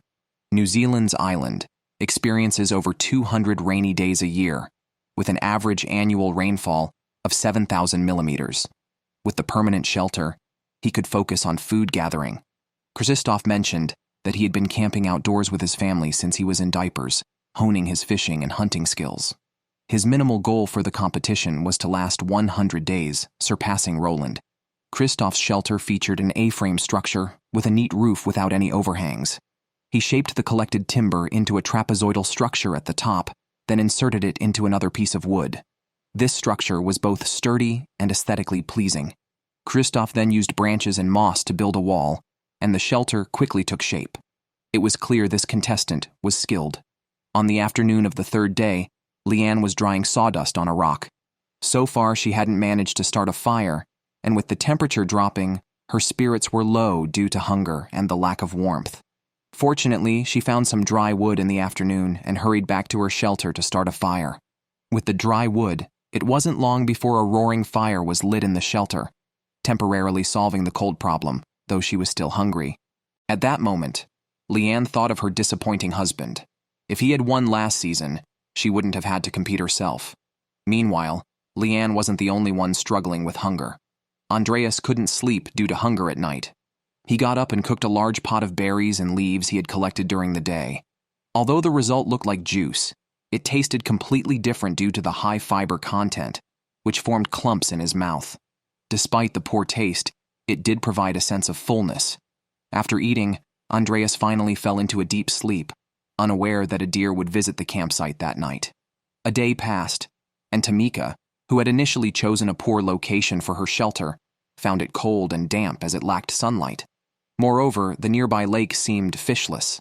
After much thought, she decided to move to a sunnier spot. However, several days without food made even packing her bags exhausting. Carrying 100 pounds of luggage, she walked 2 kilometers before finding a suitable place, exhausted. The site faced south and was close to a water source, promising ample sunlight and potentially easier food access. Yet the challenge was to build the shelter before sunset. Meanwhile, Chase was leisurely drinking tea at the camp, reviewing the pros and cons of his deer hunting attempt. Catching deer in the rainforest proved challenging, and he had no energy left to continue the pursuit. He decided to fish instead to replenish his protein. Using wood as bait was an unusual tactic, but surprisingly, it worked when a fish bit the hook. Unfortunately, the catch was an eel, considered a guardian of waterways by the local Maori and thus not edible. Reluctantly, he had to release it, losing a valuable fish hook in the process. Leanne was also fishing on the other side. Unfortunately, she caught nothing all day. She thought about how wonderful it would be to have a meal cooked by her husband, despite his shortcomings. The more she thought, the sadder she became. Eventually, she couldn't bear it anymore and called the production team. After they arrived, Leanne started sharing her feelings in front of the camera. She had thought her husband was incompetent, but only through personal experience did she realize how torturous longing could be. As Leanne left, 8 contestants remained in Alone in the Wild Australia, Season 2. The camera then moved to Tamika. She had started building a permanent shelter, first determining the position of the bed and then constructing the main framework. As she might live there for a long time, Tamika secured every joint firmly. She then covered the structure with a waterproof cloth. Next, she crafted a comfortable single bed. To isolate the moisture from the ground, she elevated the bed several centimeters and covered it with ferns to improve sleep quality. On the 5th day of the competition, Chase was sitting by the shore, looking gloomy. The previous day, mosquitoes had continuously attacked him, targeting his handsome face instead of biting his legs or buttocks. To date, Chase had not consumed any protein. He decided to fish again. As soon as he set up his fishing line, the sun shone on the lake, a good omen. Indeed, a moment later, there was movement on the line. He pulled up a big, edible fish weighing about 2 pounds. Beautiful colors, right? No longer needing to starve, he stunned the fish on the shore. The golden, tender fish meat would confuse any contestant. With this fish, Chase became the first contestant to eat protein. On the 6th day, 8 contestants remained. Chase was anxious early in the morning. The previous night, a group of deer had entered his camp, coming as close as 15 meters. However, New Zealand laws prohibit bow hunting at night. Chase had to suppress his excitement and go to sleep. At dawn, he planned to hunt deer in the mountains. However, this hunt was less successful than the last. After hours, he found no trace of deer and realized he was running uphill towards a cliff. He decided to give up and estimated that the fish he had eaten the day before was now fully digested. Thinking further made Chase more depressed, and he sat on the beach, missing his family. Next up was Jack, the 8th contestant. He impressed the audience with his archery skills. Jack was a decorator but had been hunting and fishing for nearly 40 years. With his extensive rainforest survival experience, he felt that Alone in the Wild was tailor-made for him. Jack believed that hunting large animals, like previous contestants, depended on physical stamina. A competent hunter should start with fishing to replenish protein. To cast his fishing line further, Jack innovatively tied the bait and hook to an arrow and shot it out, then retrieved the arrow using the fishing line attached to the arrow's tail. It seems Jack would also be a fishing expert in the future. Next up is contestant number 9, Susan. Judging by her build, she is a tank-type competitor. Susan lives in a particularly primitive area, so primitive that there is no electricity or internet. Most necessities in life must be self-provided. Therefore, Susan thinks participating in the competition is a piece of cake. Her goal this time is to win $250,000. When she returns home, she plans to at least get electricity and water set up. While scouting the area, Susan discovered a large patch of Miro berries. These berries are not only delicious, but also have a sugar content more than 10 times that of ordinary berries. If she can store some, she could outlast many competitors just with the berries. Over at Rick's side, he went into the woods to find some worms for fishing. However, after digging a few, he noticed his shoes were coming apart. Back home, this would not be a problem. But for this competition, he only brought another pair of rubber shoes. If these broke, he might have to leave the competition due to frostbite. He hurried back to the shelter to clean his shoes and found that the soles were almost completely detached from the uppers. Eventually, Rick had to reattach them using shoelaces, but this fix was hardly reliable. The last contestant to appear this episode is Jason. He was leisurely drinking afternoon tea at the shelter. The tea leaves were actually swarming bugs, but Jason didn't mind. He said cooked bugs are all protein. Before the competition, Jason worked as a youth worker living in a bay area in South Wales. His unique living environment endowed him with hunting and fishing skills. His reason for joining the competition was to enjoy some solitude, and winning the prize money would be a bonus. However, 5 days into the competition, Jason hadn't eaten anything yet. On the 3rd day, he found deer tracks on the coast, so he built his shelter by the water to better observe the surroundings. Following the slope upwards, he found no deer tracks, but unexpectedly picked up a beer bottle. After searching for another 3 hours, Jason suddenly felt dizzy. Given that he is the heaviest contestant this season, weighing 240 pounds, his activity consumes more energy. For safety, Jason had to return to his shelter. Later, he considered using the beer bottle as a float, which could be stylish enough to catch lake trout. As the competition reached day 7, Andreas had to stay in his shelter due to rain. To pass the time, he kept scraping wood to make tinder. When the rain stopped, he quickly went fishing, but a heavy downpour soon forced him back to the shelter. He felt very dejected. If it rained continuously for a week, he might have to leave. In New Zealand, the hardest part of hunting isn't the food or weather, but the seemingly harmless mosquitoes. For example, Jack had already been bitten 300 or 400 times on his legs in just 1 week, not sparing his hands either. Frustrated, Jack had to switch to long clothes. He then went to the lake to fish, insisting he wasn't just a week-long contestant. Meanwhile, Susan also went fishing but felt nauseous on the way. She recalled the alcoholic taste of the berries she had in the morning and guessed that the Miro berries might not have been preserved properly, causing them to ferment due to their high sugar content. Half-fermented food can easily cause nausea and diarrhea. Susan had to endure the discomfort and continue on. Finally, she found an ideal fishing spot covered in bird droppings, likely a regular haunt for fish-eating birds. However, after a few swings of her rod, a strong wave of discomfort hit again, forcing Susan to give up fishing and return to her shelter to rest. At night, Andreas always felt as if something was peeping at him. Initially, he thought it was a hallucination from not eating for a long time.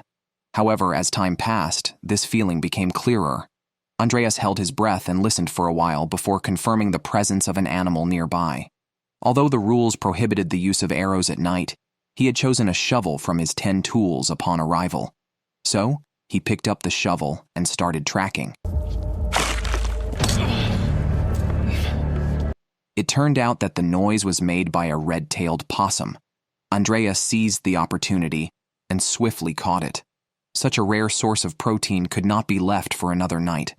Upon returning to camp, he stripped down and performed a massage routine before roasting it over the fire. Even without any seasoning, the crispy and charred taste was dozens of times better than beef. After starving for 7 days, Andreas was only satisfied after eating until he hiccuped and then went to sleep.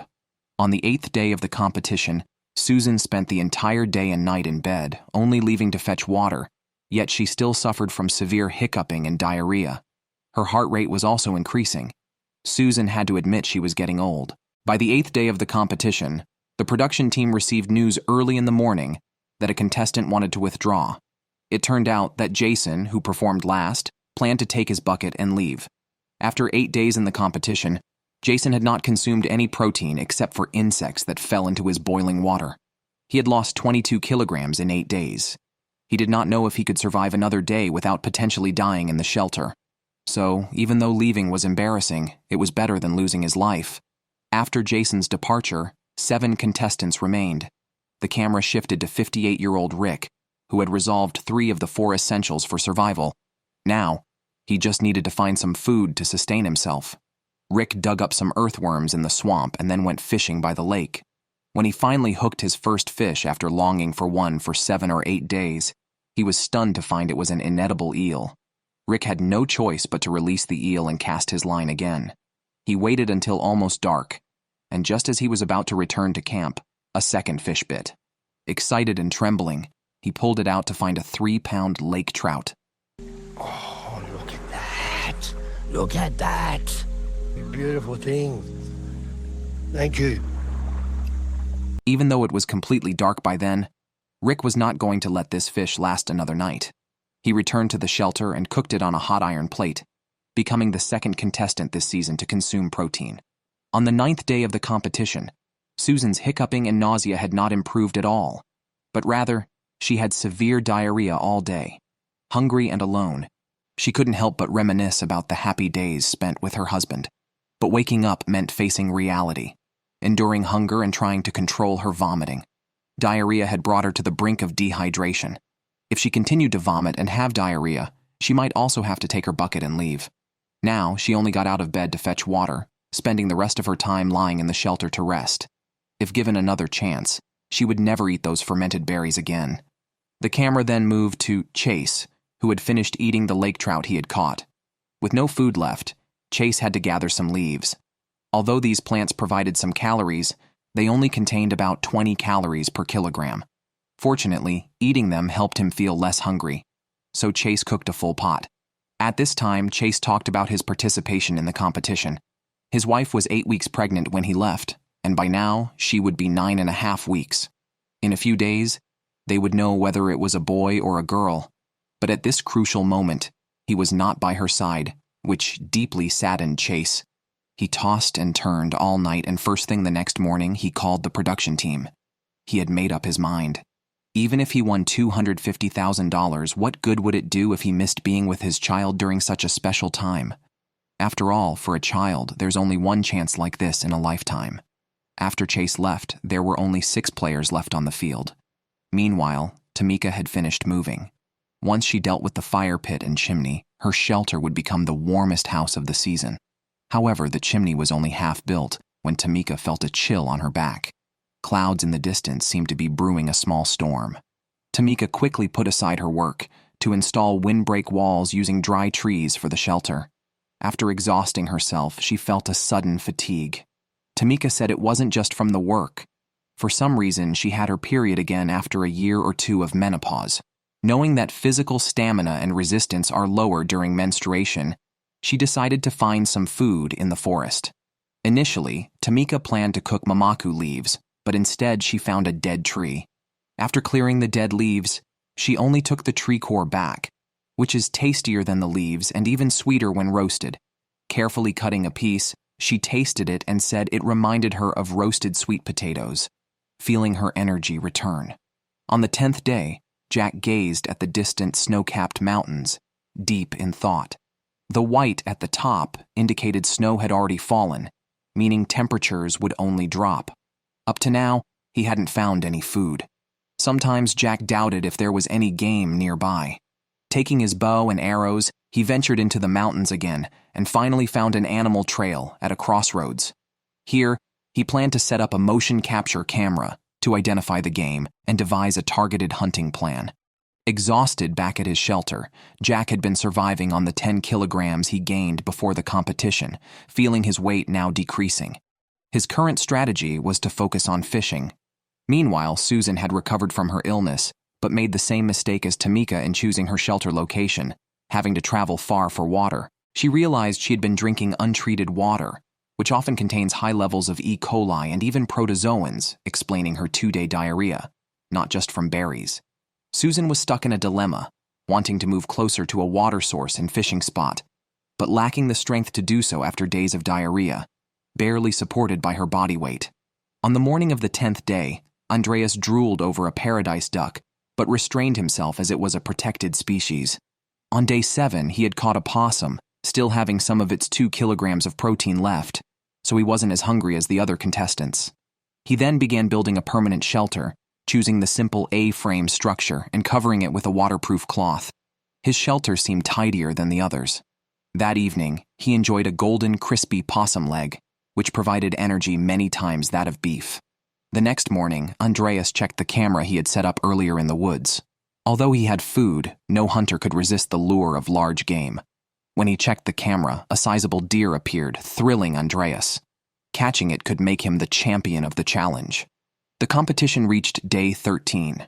At this point, there were still 6 players left. Andreas hadn't seen the sun for 3 days, and the continuous rainy weather kept him from looking for food. Deciding not to let fate be dictated by the weather, Andreas chose to fish in the rain. Since there had been no catches near the camp for several days, he went to a bend in the river. To his surprise, he saw an old lake trout as soon as he arrived.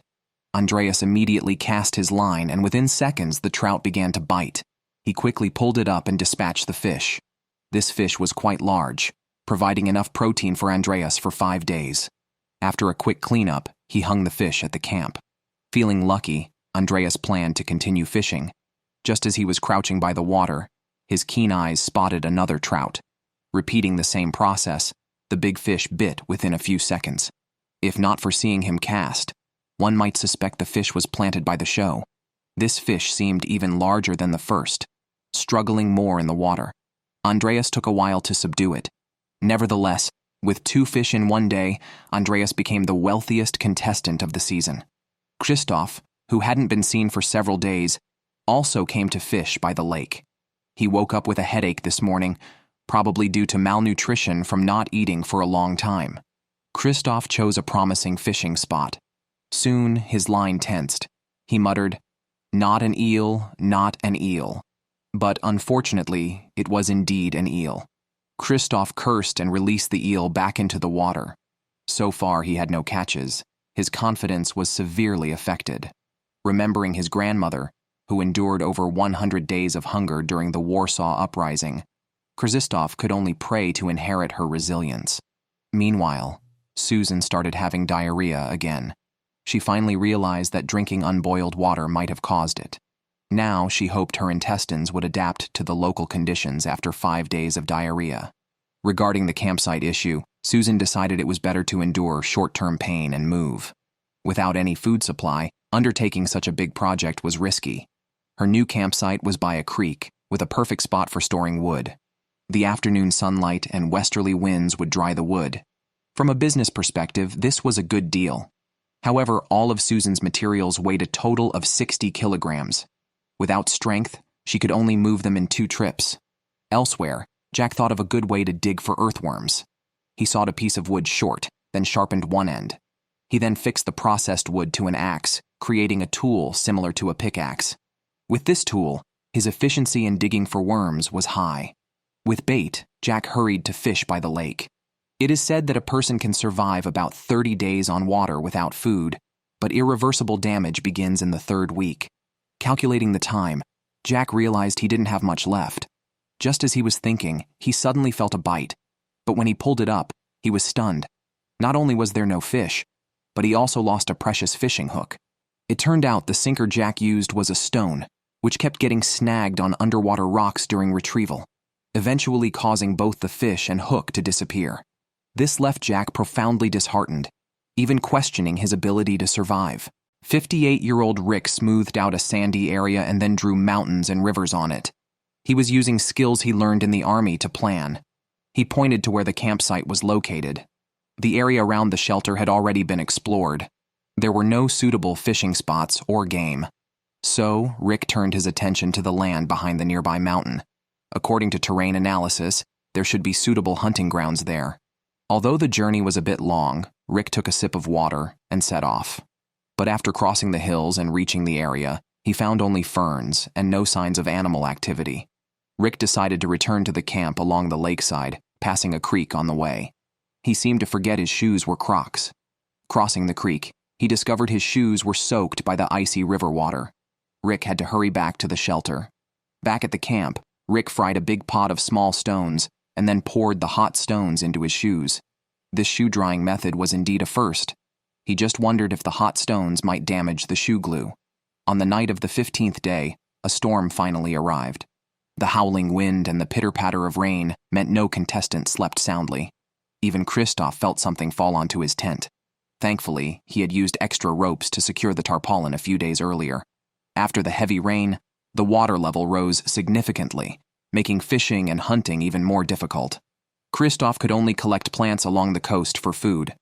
Jack, having no luck with fishing, considered hunting as he had not consumed any protein for 2 weeks, making him somewhat desperate. While wandering in the woods, he actually found some fresh deer droppings. This indicated that deer frequently moved in this area. Jack thought it better to set up an ambush here rather than search aimlessly. To attract deer, Jack left some salt on a nearby tree trunk. Deer have a keen sense of smell and would surely be lured by the salt. Jack then hid behind a tree and quietly waited. He said this was his last attempt at hunting. He had promised his family to return home healthy, but he had been starving for 15 days. If he didn't get food soon, he might suffer permanent damage to his body. While talking, Jack suddenly tensed up. At first, he thought a deer had come, but it turned out to be just a piece of wood. It seemed he was truly at his limit to have hallucinations during the day. As dusk approached, Jack finally gave up. He said tonight would be his last night there. The 16th day was a checkup day. After the examination, Jack was told he could continue in the competition. But Jack told the medical team he wanted to go home. He could feel his body becoming weaker and often thought of his family and past experiences. He wanted to return home in a healthy way. After Jack's departure, 16 days into Alone in the Wild Australia, only 5 contestants remain. Even Tamika, who was once a vegetarian, is now forced to hunt. Despite her reluctance to eat meat, hunger has made her desperate. As a former archery champion in Australia, I'm really looking forward to seeing Tamika's hunting performance. In the woods, Tamika first finds a possum den, and after careful observation, confirms that the possum is not at home. Then, Tamika encounters some deer droppings and continues tracking with her bow and arrows. With her archery skills, any visible prey should have no chance of escape. However, the difficulty lies in finding the prey. Disheartened, Tamika reflects on the experiences she's had since joining the contest. She feels that even if a deer appeared nearby, she could not bring herself to harm such endearing creatures. She even starts to doubt if she is suited for this competition. Is this archery champion about to quit as well? On the 18th day of the competition, Kristoff, with no food reserves, is busy making rope. A storm had used up his rope supply on securing his shelter, so now he must make his own. Kristoff collects flax leaves, extracts the fibers, and slowly twists them into rope using a spinning wheel that he crafted by hand a few days ago. This spinning wheel, turning slowly, seems to speak of his persistence and ingenuity. Surprisingly, This man has such dexterous hands. Kristoff says he does this partly to alleviate the loneliness. Keeping busy is better than sitting around hungry. But during this critical stage of the competition, is it wise not to focus on gathering food? After a week of rainy days, the sun finally shows its face. The dry wind clears the gloom, lifting Andreas's spirits. Currently, Andreas is still sleeping on the floor of his shelter, which became cold and damp during the rainy days. Taking advantage of the sunny weather, he plans to upgrade his bed by elevating it about 50 centimeters off the ground, using a tree trunk against the shelter's wall. This should keep him from getting rheumatism. At nightfall, Andreas checks the fishing line he set up during the day by the river. To his surprise, he pulls up a lake trout weighing about 3 to 4 pounds, longer than his forearm. It's his third trout, plus a possum he had earlier, making his victory seem within reach. Back at the shelter, he quickly prepares sashimi. While slicing the fish, he feels watched. After searching, he finds a possum perched 15 meters up a tree. Attempts to dislodge it with a shovel fail, so he reluctantly returns to camp. The possum resumes its watchful position, forcing Andreas to hide his fish inside the shelter. When morning comes, Tamika goes fishing by the river. After 18 days, she has yet to catch any game. She feels the area assigned to her is too barren. For a former archery champion, it's disheartening to go this long without food. Not even the local fish bite. To make matters worse, she loses her buoy while fishing in the afternoon, a critical loss that breaks her down completely. She ends up crying on the beach for over 2 hours. Another female contestant, Susan, found a plant. She crushed it to extract its juice, which she then applied to her shoes and hat as a waterproofing measure. After treating her footwear and hat, Susan went hunting in the woods, eager to catch an opossum to taste. Surprisingly, she immediately found a tree hollow that appeared to be an opossum's den. Susan watched the entrance for a long time, unafraid of anything suddenly emerging. Unfortunately, the hollow was empty, and Susan had to move on disappointedly. Eventually, she found some ferns near a stream. Not only are the roots and leaves edible, but the best part is the tender shoots, which look as beautiful as the scroll of a violin. With food finally at hand, Susan hurried back to the shelter to start a fire. However, the continuous rain had dampened the wood, and she struggled to get the fire going until nightfall. This was problematic because the fern shoots are carcinogenic if not cooked. Now, with food available yet inedible, Susan felt despondent and wondered if continuing was worth it. It seemed she was close to giving up. Meanwhile, Rick discovered some deer tracks, suggesting a doe and her fawn had come to the river to drink. He followed the tracks into the woods and quickened his pace. However, after walking for a while, Rick had to sit down due to severe pain in his toe, caused by his waterlogged shoes. These shoes were becoming a real hindrance. Rick returned to the shelter to continue repairing his shoes. He heated a picked-up hose and used its rubber to glue the soles.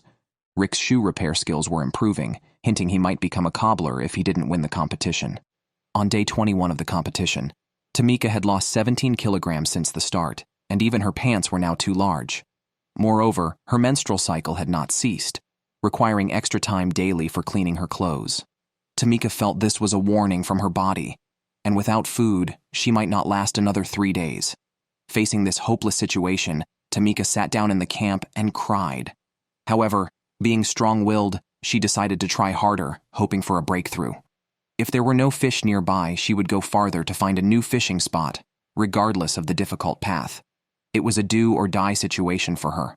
Upon reaching the new spot, Tamika was delighted by the promising waters and soon caught a brown trout, which brought her to tears of joy.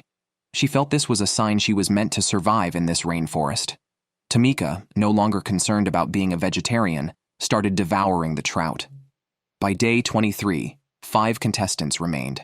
Archer-turned-fisherman Tamika enjoyed a rich breakfast of fresh fish soup, no longer mindful of her 8-year vegetarianism, even consuming the fish gills and eyes in the soup.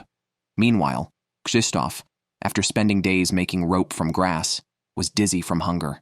He set up a fishing device by the lake as the colder weather drove fish to deeper waters. Initially planning to build a small sailboat to carry bait further out, he made a hole in a plank and used a flax leaf as a sail. However, his hopeful boat capsized immediately upon launching, forcing him to reconsider his strategy. It has been a week since Rick last harvested protein. Now, feeling famished, his eyes are hollow and his legs weak. He decides to take a cold shower to refresh himself. Indeed, after getting out, his thoughts become clearer. In order to catch the trout in the water, Rick has tried changing hooks and baits. So far, he has only eaten one fish since the competition began. Now he plans to create another rat-like lure from a stick found on the shore, which costs nothing. He carves it into a rat shape with his knife, adding a slit in the middle to secure the hook. To further deceive the trout, he makes a fake tail from a string. Once done, he quickly takes it to the lake to test, and it seems even more effective than worms. However, during casting, he accidentally tangles the fishing line, which frustrates him increasingly. To avoid letting his bad mood affect his fishing, Rick decides to head back to camp to calm down. Since experiencing success in fishing, Andreas has grown fond of casting his line by the lake whenever he can. Despite his diligence, it has been 8 days since he last caught a trout. As he mutters to himself by the shore, a large fish slowly approaches. He quickly prepares the bait and casts precisely. Yet just as the fish is about to bite, it seems startled and swiftly swims away, leaving Andreas frustrated and sighing by the shore. It seems one must learn to be content.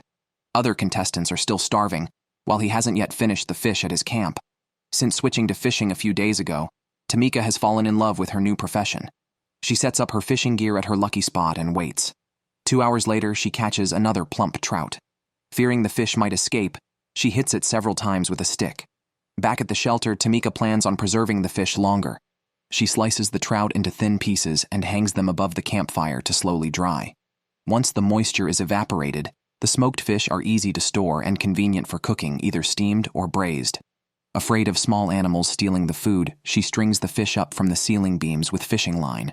She hadn't realized how rewarding the job of a fisherman could be, and regrets the many days she spent hungry. Meanwhile, another female contestant, Susan, has been so desperate she's turned green eating grass. Assigned to a spot with no fish or deer, she couldn't even catch a mouse. Despite these difficulties, she suffered from diarrhea for 5 days. One should never underestimate a tank player's attack power, but never trust their health bar. Now the only way to obtain protein is by investigating a suspected possum burrow she found 2 days ago. With bow and arrow in hand, she finally encounters a possum that hasn't left its burrow. Unfortunately, the possum appears to have been bitten and is already a mummy. Reluctant to waste this find, she takes the possum to the lake. After a careful examination, she finds some skin and fur on its paws still intact. Susan scrapes it off to use as bait, hoping to end her 20-day streak of catching nothing. Kristoff's last attempt at making a fishing sailboat was unsuccessful. He decides to build an automatic fishing device from wood, eliminating the need to wait by the shore. He gathers wooden planks, drills 2 holes in one, and assembles them together. After testing it in the water, thankfully, it does not capsize. However, on his way back, he feels a tug on the fishing line. Pulling it up, he is dismayed to find it is a protected eel. After not eating for many days, catching 2 inedible fish in a row is disheartening. As the sun sets, the night-loving fisherman gets ready to fish again.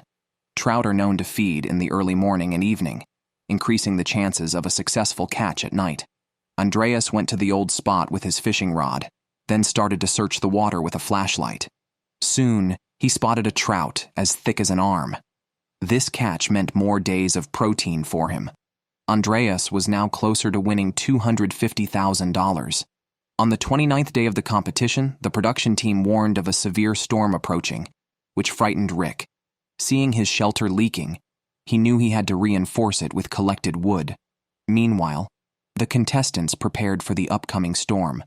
With winds predicted at 130 kilometers per hour, their shelter's stability was questionable. By the 30th day, only 5 contestants remained, trapped in their shelters by the storm. This period tested the durability of their constructions. Later, rain mixed with snow and sleet began to fall, and even Andreas, who could kill a possum with a shovel, shivered in his sleeping bag inside his shelter. Rick, particularly uncomfortable, had to wrap himself in an oilskin coat over his sleeping bag to sleep, as his shelter leaked badly. He hadn't eaten in days and lacked the energy to repair his walls, only hoping the storm would pass soon. Tamika, having turned to fishing, caught 4 fish in 9 days, ensuring she had food and was the only contestant cooking during the storm, enjoying warm fish soup for breakfast. By the 31st day, the storm had cleared, but the temperature had dropped to -1 degree Celsius. Rick, whose shelter lacked walls at both ends, found his sleeping bag damp from rain. He quickly built walls using branches and ferns to make a windproof barrier. He also dried his wet sleeping bag by the lakeside fire to prevent frostbite. Andreas, who had previously gained weight for the competition, had now lost 17 kilograms. He recalled seeing a possum and Jerry before and built a super-sensitive mousetrap using a log split into quarters, covered with another log, and fixed with a rope. He set this trap by the shore with fish gills as bait. Kristoff's shelter was badly damaged by the storm and was very cold inside. To prevent accidents in his sleep from falling branches, he reinforced the roof with branches and covered it with leaves, ready even for heavy snow. Kristoff wasn't worried about food. He had survived a month on grass and planned to continue collecting plants, which don't run away like small animals. His main food was fine-leaf swinencress, and he also collected leaves to make tea. Despite only these plants, he survived and lost only 14 kilograms, maintaining a stable mood throughout. Tamika has now also fallen in love with fishing. Today, she brought her gear and went to the old spot again. Just after setting up her hook and sitting down, a fish bit. Unfortunately, it escaped during the pull. Catching a fish doesn't depend much on technique. It's mostly about whether there are fish in the chosen water area. Otherwise, Tamika wouldn't have gone without a catch for over 20 days. While she was talking, another fish bit the hook. Tamika quickly pulled it ashore without hesitation and used a fishing club to kill it swiftly. Back at the shelter, she found the fish weighed about 7 kilograms, the biggest and longest of the season. She quickly got the pot ready and heated up the oil. Just the fish head and fins filled a large pot. At this rate, Tamika might actually surpass Andreas and win the competition. By day 33, Rick's beard had grown longer, but his hunting skills had not improved. He was also puzzled. Although he was decent at fishing, he hadn't caught anything since that one fish. He changed locations, hooks, and baits, but still often went hungry. Today, he changed his fishing spot again, only to be swarmed by mosquitoes as soon as he set up his hook. With one slap, he could kill dozens. To avoid being eaten alive by mosquitoes, Rick had to retreat quickly. Susan's situation became more like a hermit's. After 30-some days, she hadn't eaten anything yet still felt like singing. The ongoing hunger made Susan start missing her family. However, thinking of the $250,000 prize, Susan decided to keep trying. After all, winning the prize would allow her to retire on the spot. By day 35, Rick might really have been at his limit.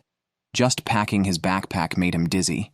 Considering his age of 58 and not having eaten properly for days, it was normal to have low blood sugar and blood pressure.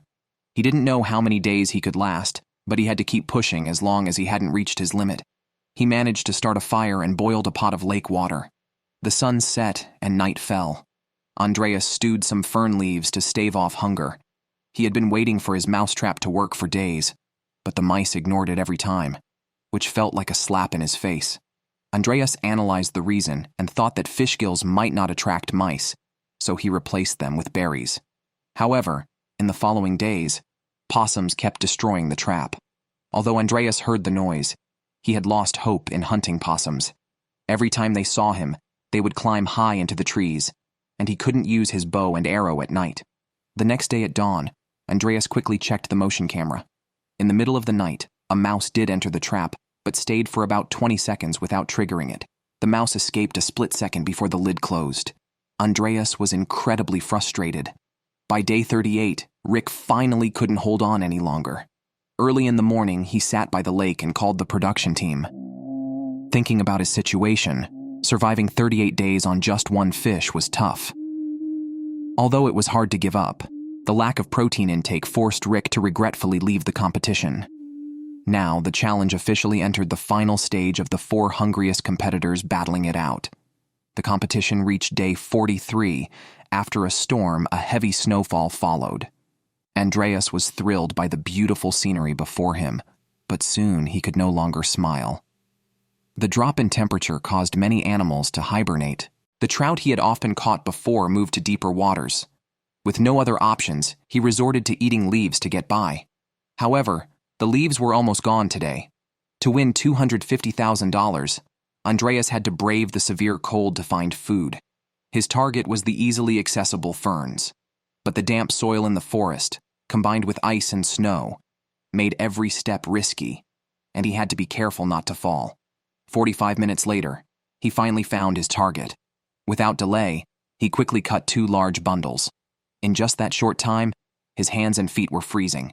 After recovering, he quickly packed up and returned to the shelter.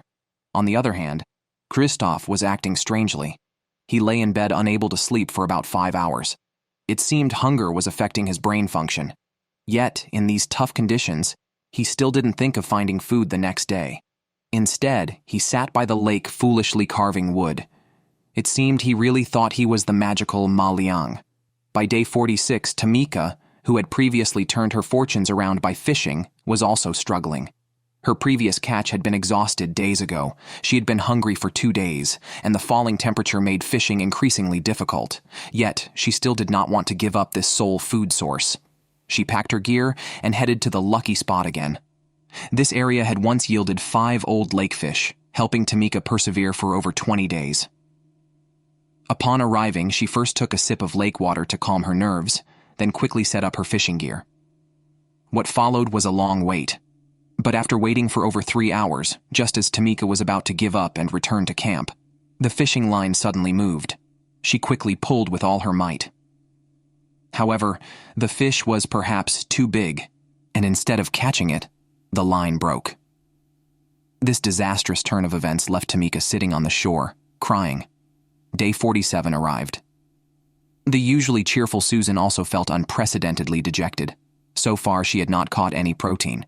Even though she had set several fishing lines in the water, each with different baits, she still had no luck.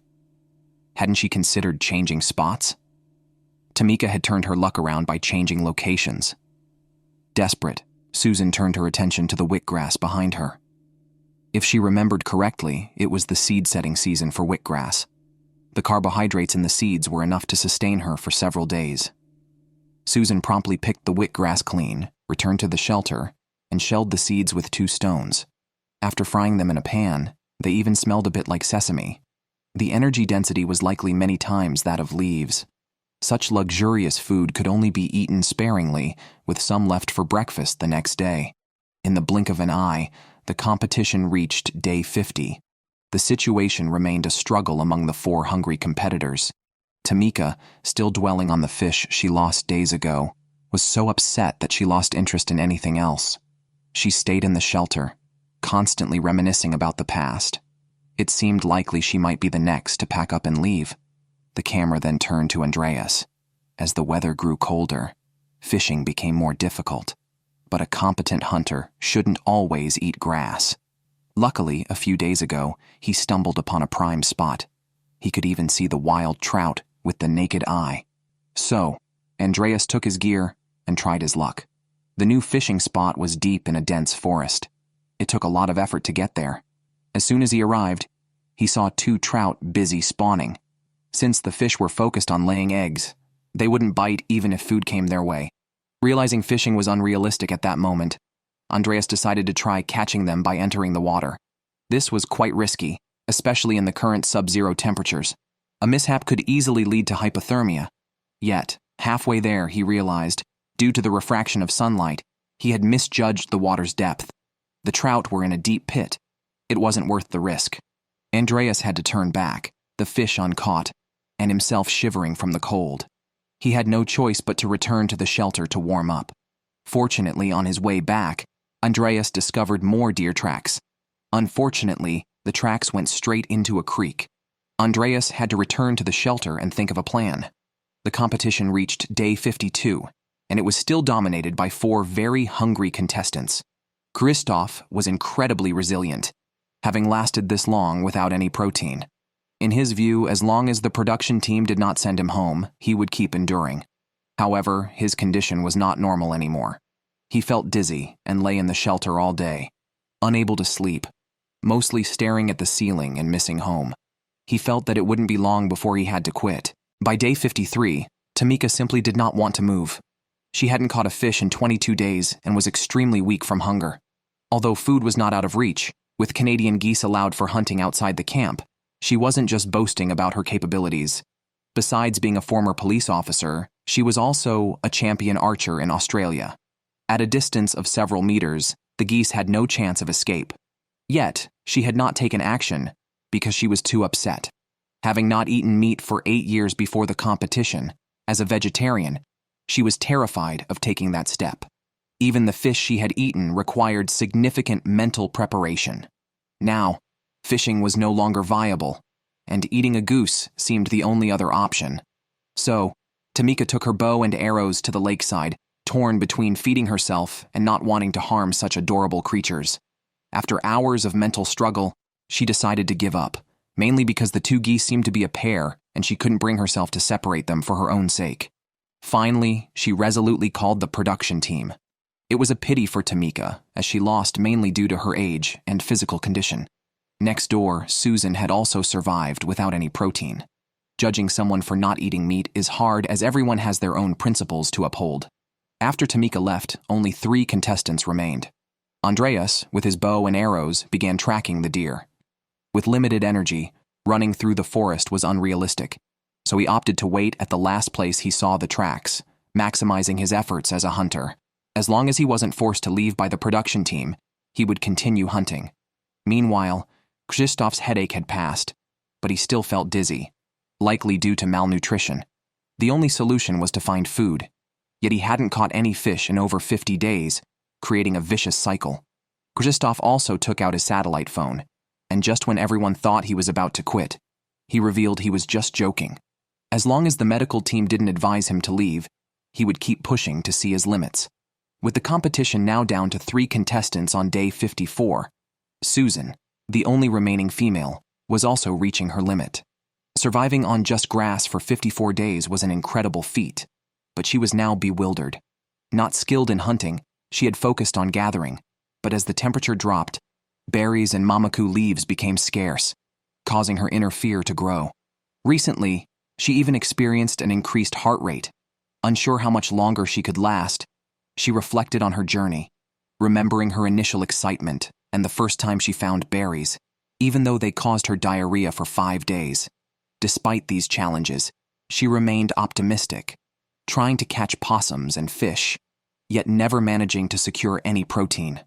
Her perseverance was fueled by a firm belief in victory. Day 55 has arrived. Kristoff marks another day on the knot. Even he can hardly believe he has made it this far. Unlike other competitors who aim for the title and prize money, Kristoff feels he is competing against himself. He has mentioned more than once in the show that unless the medical team carries him away, he will keep pushing to see his limits. Competitors like him are quite daunting. To date, he has not consumed any protein. Although he once caught 2 fish, he released them because they were protected species. Recently, his poor nutrition has caused sleep problems, resulting in dark circles and bags under his eyes. Despite these conditions, Kristoff has never thought about quitting. Rather than being determined and optimistic, it's more accurate to say he is somewhat stubborn. Andreas is not faring much better.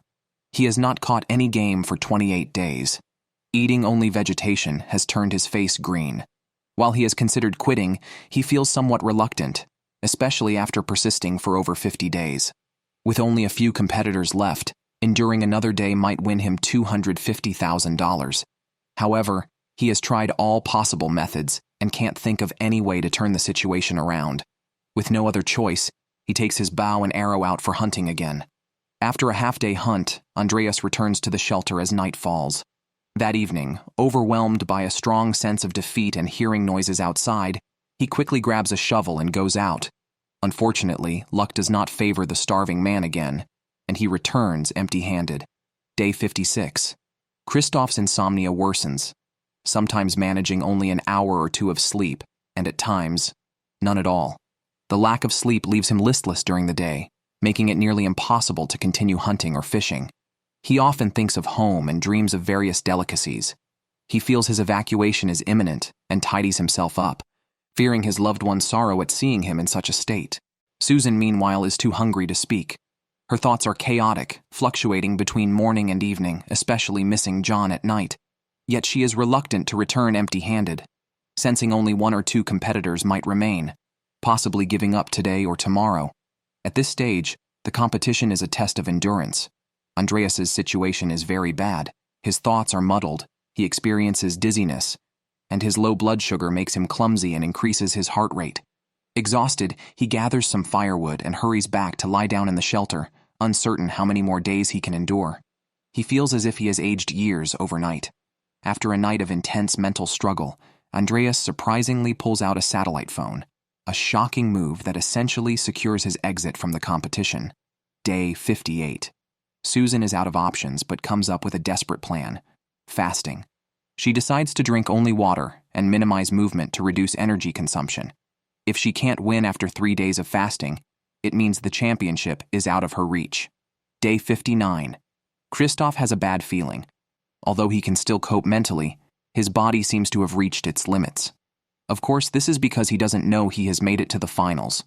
At this point, there are no fancy tactics, just 2 contestants seeing who can endure hunger longer. By day 62, Susan's 3-day fast has ended. Her mental defenses completely collapse. At this point, winning or losing doesn't matter to her.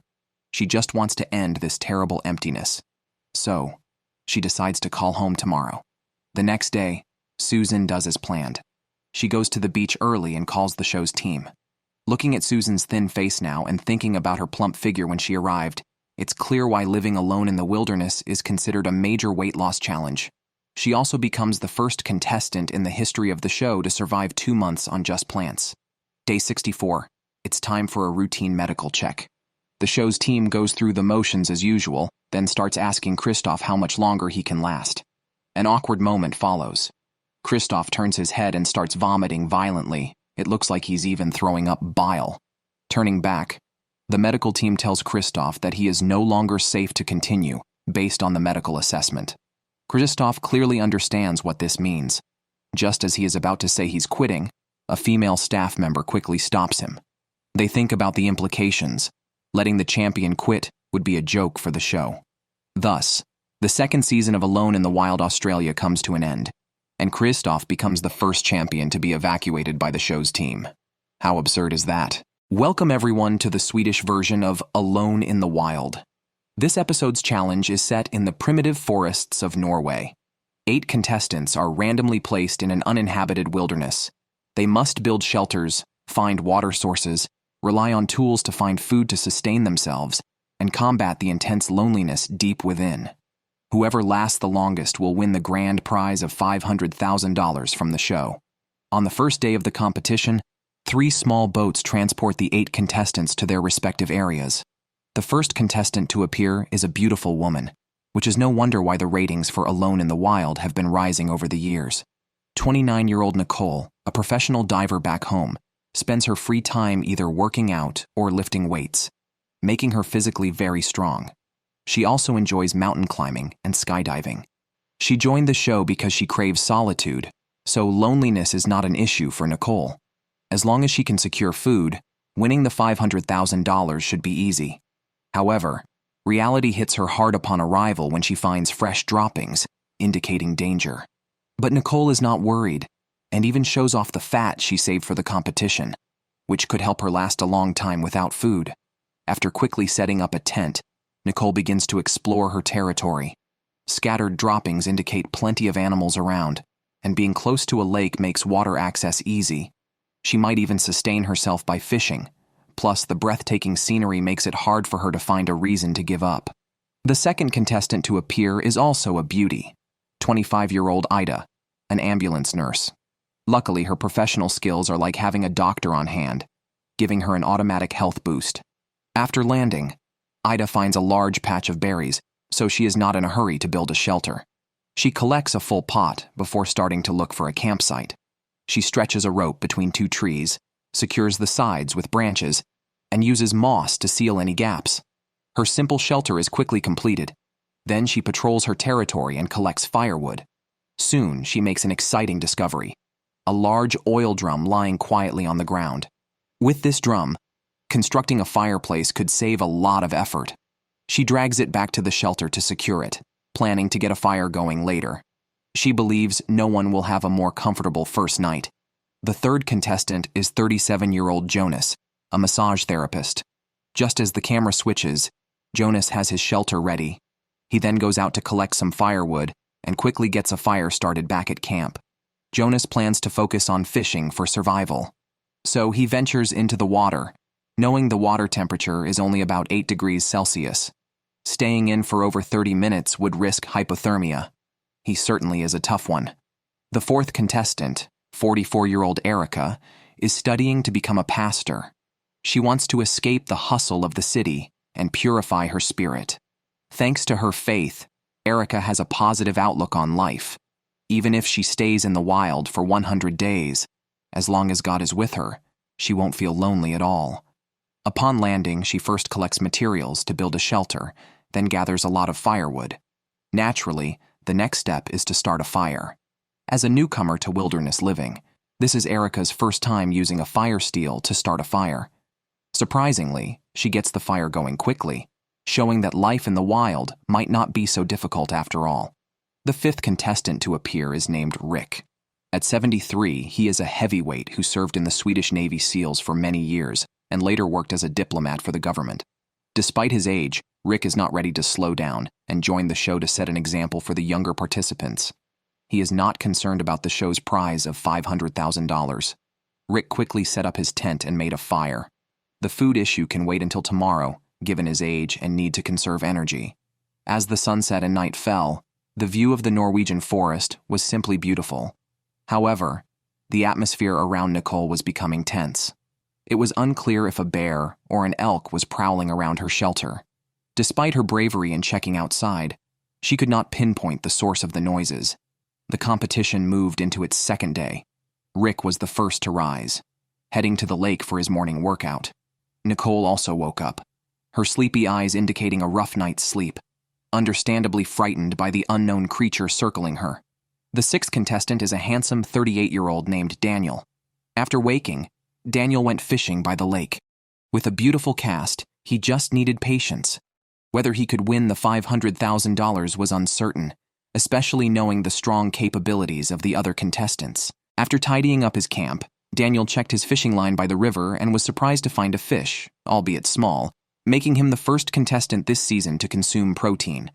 Next up is 27-year-old Joel, who is quite attractive despite his messy hair.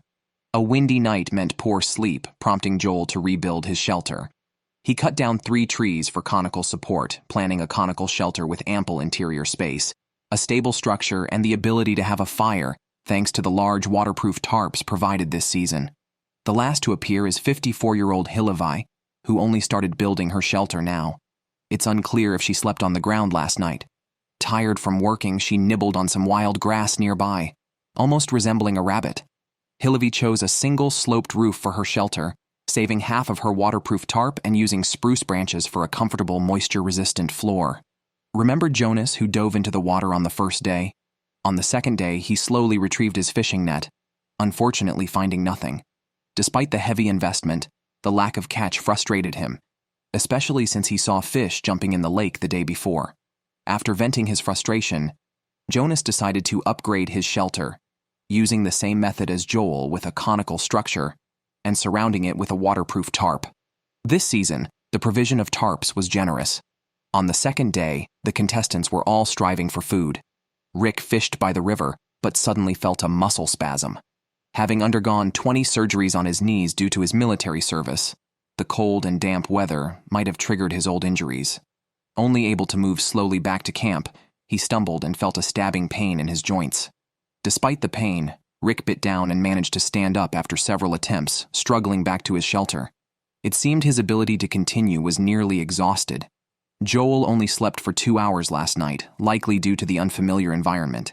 He had nightmares all night where everyone he loved died, leaving him with an inexplicable pain in his chest upon waking. Meanwhile, 73-year-old Rick, who had struggled to crawl back to camp, quickly called for medical help, hoping his injuries were not severe and that he could continue the competition after a day's rest, having boasted to the younger participants the day before. However, after a thorough examination, doctors concluded that Rick had lost his ability to move, unable to gather food or firewood, and faced the risk of hypothermia. Ultimately, it was decided to evacuate Rick, highlighting the need for self-awareness, as age does not spare even the unwilling. Rick lasted only 1 day before ending his challenge. Back to Joel, who has secured 3 of the 4 wilderness essentials, he now focuses on securing food, considering fishing as an option. Thus, Joel plans to build a tripod net by the lake.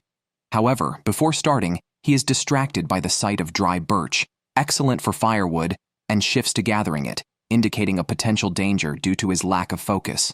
Today, Hillevi is carving a stick, not for digging, but to wrap fishing line around. After setting up her shelter, she prepares to fish.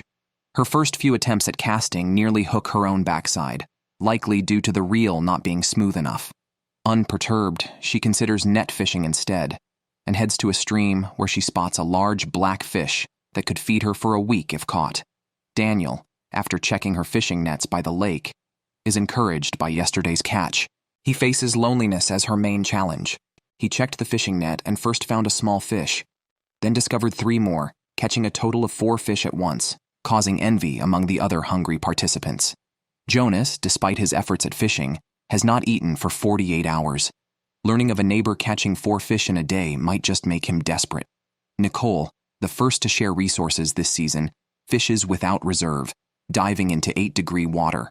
Even as a professional diver, she shivers from the cold and considers building a raft to prevent future cold injuries. She immediately starts cutting wood and dragging it to the shore for processing, a task that won't be finished quickly. Erica, a wilderness novice, was woken several times last night by the cold after rain extinguished her fire. Today, her task is to restart the fire, but her lack of skill and wet wood make it difficult. Ida, also cold last night due to her shelter's drafts, decides to upgrade her shelter today by installing windbreak walls. She uses logs for support and layers of wood, sealing the gaps with moss. Her shelter, now draft-free and spacious, is deemed the first luxury shelter of the season. On the 3rd day of the competition, Joel, having not eaten for 2 days and nights, finally decided to concentrate on fishing. He cut some wood to make a tripod and quickly headed to the lake with his fishing net, though he didn't see the point of the tripod and wondered if just throwing a buoy into the water would do the same job. Meanwhile, Nicole's raft was still unfinished, but she had already had some success with her fishing net, becoming the 2nd contestant this season to eat protein. After breakfast, she continued building her raft. By midday, it was finished, and she quickly tested it in the water, but it sank before she could set off. The raft's weight, combined with Nicole's, was too much for it to float. Despite this, she had to continue trying to get food, leading her to share another round of benefits with her fans. Jonas, who hadn't caught any fish for several days, finally had a catch. Having not eaten for 2.5 days, he was desperate. He quickly processed the fish by the river and cooked a big pot back at his shelter, enjoying a full meal for the first time in days. By the 4th day, Hillevi heard her river net making noise. She rushed to check it and found the biggest fish of the season. Åh, jädrar! Gisses, nej, 3 har jag ju. Åh, ja. Åh. Overwhelmed, she killed the large fish and discovered she had caught 3 in total, enough to last her at least a week. After Nicole's failed raft-building attempt yesterday, she almost gave up, but decided to rebuild her raft by adding a few more logs and tested it again, this time with success. Fan. Ja! Woho! Vad skönt livet är nu. She then set up her fishing net, which was significantly larger than those used in previous seasons, solving her food and shelter issues and allowing her to enjoy her solitude. Back to Hillevi, after several days of hunger, she felt full and naturally started missing home, particularly her 4 husbands and children. Despite the usual chaos at home, she realized that was also a form of happiness. Thinking of them made her cry as she missed her family dearly. Daniel caught another fish, and although he didn't use a net, he always seemed to find food. He decided to start eating the least appetizing part, the fish eyes, a first for him. He almost vomited, but knew he couldn't afford to waste food in the wilderness and forced himself to eat it all. Det innebär att jag ska överleva på. Men det är inte så himla mycket, även om jag har lagt på mig lite den sista tiden. Joel was also ready to collect from his fishing net after days of hunger. However, his clumsiness caused one side of the tripod to fall, and as he ran to fix it, the other side fell too. By the time he went back, his feet were numb from the cold. He hurried back to his shelter to warm up, ignoring whether the net had caught any fish. On the 5th day, Joel quickly prepared to check his fishing net, having not obtained any food for 4 days. Unfortunately, the inspection turned up nothing. His feet had been frostbitten from fishing in the water the day before, and even wearing 3 pairs of cotton socks, he couldn't feel his toes. A significant risk in the cold climate. Joel thought it might be better to just fish with a rod. Back to Nicole's side. Since yesterday, she has been feeling symptoms of premenstrual syndrome. Unwilling to do anything, feeling weak, and inexplicably irritable. She believes nothing that a good meal can't fix. Thus, dragging her tired body, Nicole went to check the fishing nets by the lake. Before she even started pulling the nets, she was surprised to find a large white salmon. Without delay, she pulled it up. Along with an extra large one, there were a few smaller ones too. Nicole was so moved that she drooled. She quickly cleaned them up by the lake. The heart she took out was still slowly beating. The fish weighed nearly 20 kilograms, enough to last at least a week if she economized. She roasted the fish over a fire until both sides were golden brown. Back at the shelter, she began to enjoy the fish. The protein from that bite made her forget her menstrual pain entirely. Switching to Joel. He had no luck with the fishing nets during the day and caught nothing even after fishing all afternoon. 5 days without any food deeply impacted his confidence. Moreover, he occasionally felt sharp pains in his stomach. If this continued for 2 more days, he might have to quit the competition. On the 6th day of the competition, Hillevi probably hadn't finished her fish yet. With food in hand, she was not panicked. The only issue was her frequent insomnia. Low in spirits, Hillevi often found herself lost in thought, missing her husband and 4 children. She had mentioned before that she was a believer. Why not seek help from her Lord during these times? The camera then shifts to the handsome Daniel. Catching 4 fish in one day might have used up too much of his luck as he hadn't caught anything in the past 2 days. To make matters worse, the fishing net got tangled when he was retrieving it. He struggled for a while but couldn't fix it. Daniel thought the net was too wet and planned to hang it up to dry before handling it, probably having to wait until tomorrow. This meant possibly another 2 days without a catch. Going hungry for 4 consecutive days is unbearable for most. So Daniel set up a rod by the lake, leaving it to chance whether he would catch anything. Jonas also managed to catch a fish today, roasting an unknown type of fish that was fragrant and pink, indicating it was delicious. After eating his fill, he continued to sunbathe, enjoying life to the fullest. Although his performance seemed off, based on past seasons, such calm and steady contestants often make it to the end. This was in stark contrast to Joel, who was almost going crazy without any fish. He even danced a prayer before checking the fishing net, not knowing if it was the prayer that worked, but there indeed was a fish quietly lying in the net. Joel excitedly ran back to the shelter to start cooking. Nicole also had a good start to the day, catching a fish early in the morning. Food-wise, she was the best fed among all contestants, attributing it to her successful raft construction. With the raft, she could place the nets in deeper waters, which was much easier than Joel's shore fishing. With more fish, she started considering smoking some. Nicole made a hanging basket in the shelter where she placed the excess fish meat to smoke. However, the smoke soon became unbearable, and she had to go outside for fresh air. Meanwhile, Hillevi had finished her fish supply. She checked the fishing net by the river, but caught nothing.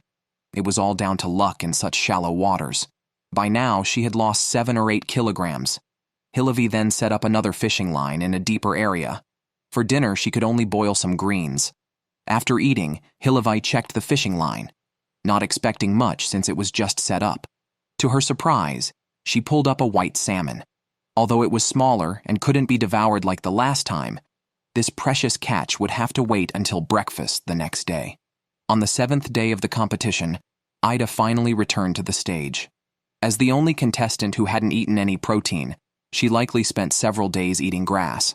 She carved another notch in the timing post, pondering whether it was time to get some protein. Waiting by the lake, it wasn't long before her net started moving. Slowly, she pulled the net in. Yes! Här kommer en liten rackare. Välkommen.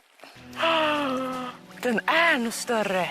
Så där ja! Capturing a small white salmon and 2 lake trout, 1 large and 1 small. Delighted with her catch, Ida hurried back to the shelter and quickly stewed a big pot. While some rejoiced, others like Daniel were still without fish. However, the good news was that his net had finally dried. He carefully untangled it and quickly redeployed it into the lake. While waiting, Daniel kept busy by searching for mushrooms in the forest, quickly finding his first, then the second and third. He was surprised by the abundance of mushrooms, regretting the days he spent hungry. Meanwhile, Erica, a novice in the wilderness, struggled with building shelters and making fire, but remained cheerful, even as she checked the fishing nets bare-bottomed. Erica also became the second female contestant to generously share her benefits with the audience. Nature, in turn, was generous to her, rewarding her with a significant haul from the nets. Her joy was so immense it was hard to contain, but she faced trouble with making fire, contemplating whether to eat raw fish. The camera then turned to Joel, whose recent catch had restored his confidence in fishing. Filled with energy, he chopped wood with great strength.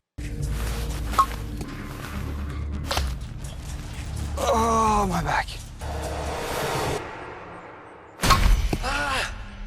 But unfortunately, he swung too hard and injured his hand. After bandaging with an emergency medical kit, the bleeding continued, necessitating medical team intervention. Disappointed in his performance, Joel even wanted to slap himself. The medical team disinfected and carefully bandaged his wound.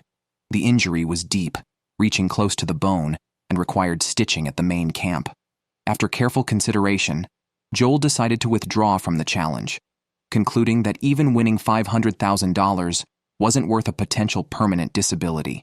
As for Nicole, not only did she have a large white salmon that lasted 2 days, but her shelter also stored 6 smoked fish. Hungry, she prepared a plate of wild sashimi, turning her survival experience into a wilderness vacation. Other contestants also fared well, with those catching fish eating them, and those without fish stewing pots of wild mushrooms. At this point, it was still unclear who might win the $500,000.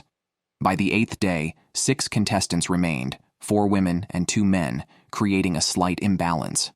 The oldest, Hillevi, woke up before dawn to check her nets at the sound of splashing water. She caught a large and a small fish, quickly killing them with a stone. Due to the cold, she left the fish and returned to the shelter, thinking they couldn't possibly escape. However, returning to collect them, she found the spot empty. The large fish had disappeared, and even the small fish was gone, likely taken by an animal. The smell of fish combined with blood must have attracted them, causing Hillevi to regret not securing her catch. Let's take another look at Erica. She isn't short on food, but the problem is that she struggles to make fire. Not only can she not eat cooked food, but it also makes the shelter very damp. It's not snowing right now, which is a relief, but when winter comes, it could be really tough. Erica is aware of the issue, but finding dry firewood is not easy right now. For now, she can only fortify the shelter with some branches. On the other side, Daniel filled his stomach with mushrooms yesterday, but without meat, he feels weak. So, he went early today to check the lake. The first fishing line came up empty, and so did the fishing net. Now Daniel is confused. Since that day he hasn't caught anything. Surely the lake can't have just 5 fish. Has he considered that maybe the fish have moved to deeper waters due to the drop in temperature? Then there's Nicole with her raft. The sight of 6 uneaten fish lined up looks festive. Perhaps it's the raft that lets her place the net in deeper waters, continually yielding catches. Nicole is also the first this season to smoke fish, and it looks like she might win the $500,000. Aside from those 6 smoked fish, Nicole has been eating large salmon. After 2 days, she's only eaten the tail. She can't wait any longer, and quickly slices it to smoke. Hillevi lost her fish but isn't upset. After dawn, she gathered some firewood, then started missing her family and friends. For her, the $500,000 isn't so important. She joined the competition to push her limits. Unfortunately, survival isn't the hardest part. It's the constant loneliness. Now, fittingly, it starts to snow. Hillevi collected some berries and returned to her shelter. Elsewhere, Ida was whittling sticks, a common task among the female contestants. The whittled sticks are to help retrieve fishing nets. After setting it up, she quickly pulled out the net and soon caught a lake trout, followed by 3 white salmon, adding to the 2 she already had. Looks like Ida might also start relaxing soon.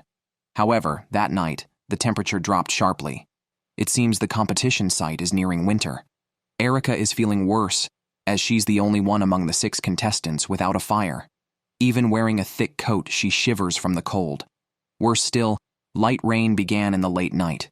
It seems she won't find dry materials tomorrow, and making fire will have to wait. On the 9th day, a strong wind blew at 17 meters per second, visibly worsening the living conditions. Several contestants took proactive measures. Jonas, to prevent his tarp from blowing away, secured it with several lines. And since strong winds could sweep away fishing nets, he had to pull his out, meaning no fish for the next few days. The waves near Erica's camp formed a backflow, turning the area into a small stream. To avoid eating raw fish again, she decided to try making fire once more. Hillevi was most affected by the weather. As mentioned before, her shelter is only half built and can't retain heat, yet she hasn't considered upgrading it. Coupled with constant homesickness, she seems likely to be the next to leave. Daniel's cabin should be the warmest, even though the strong wind makes the walls shake. Whether it holds up remains to be seen. By evening, suddenly, the production team's boat appeared at the site. Sure enough, Hillevi left because she missed home.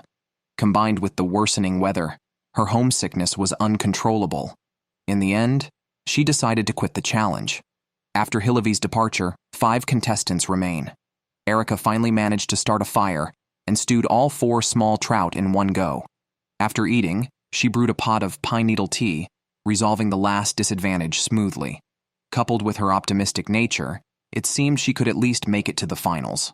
Back to Daniel, the damp weather made maintaining a fire difficult. He had to continuously blow on it each time.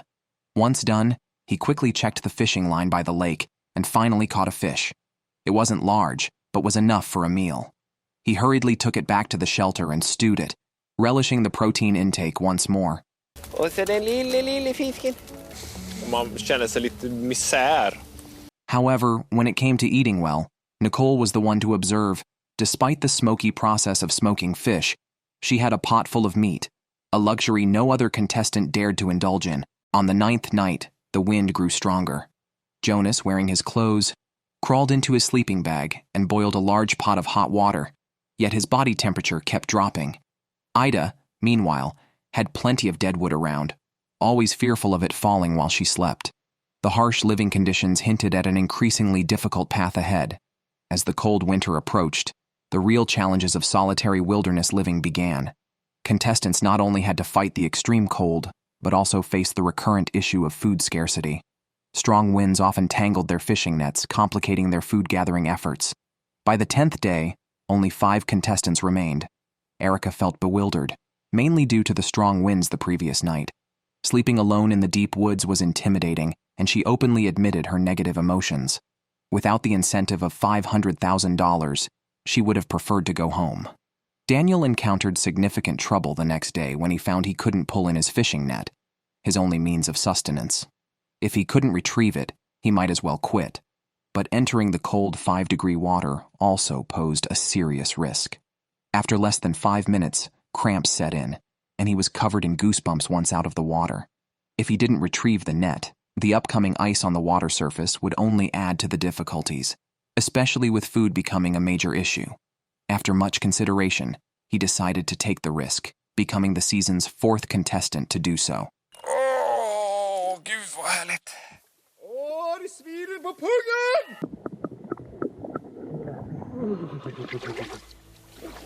Sluta gnäll nu. Såja, här ute i vildmarken.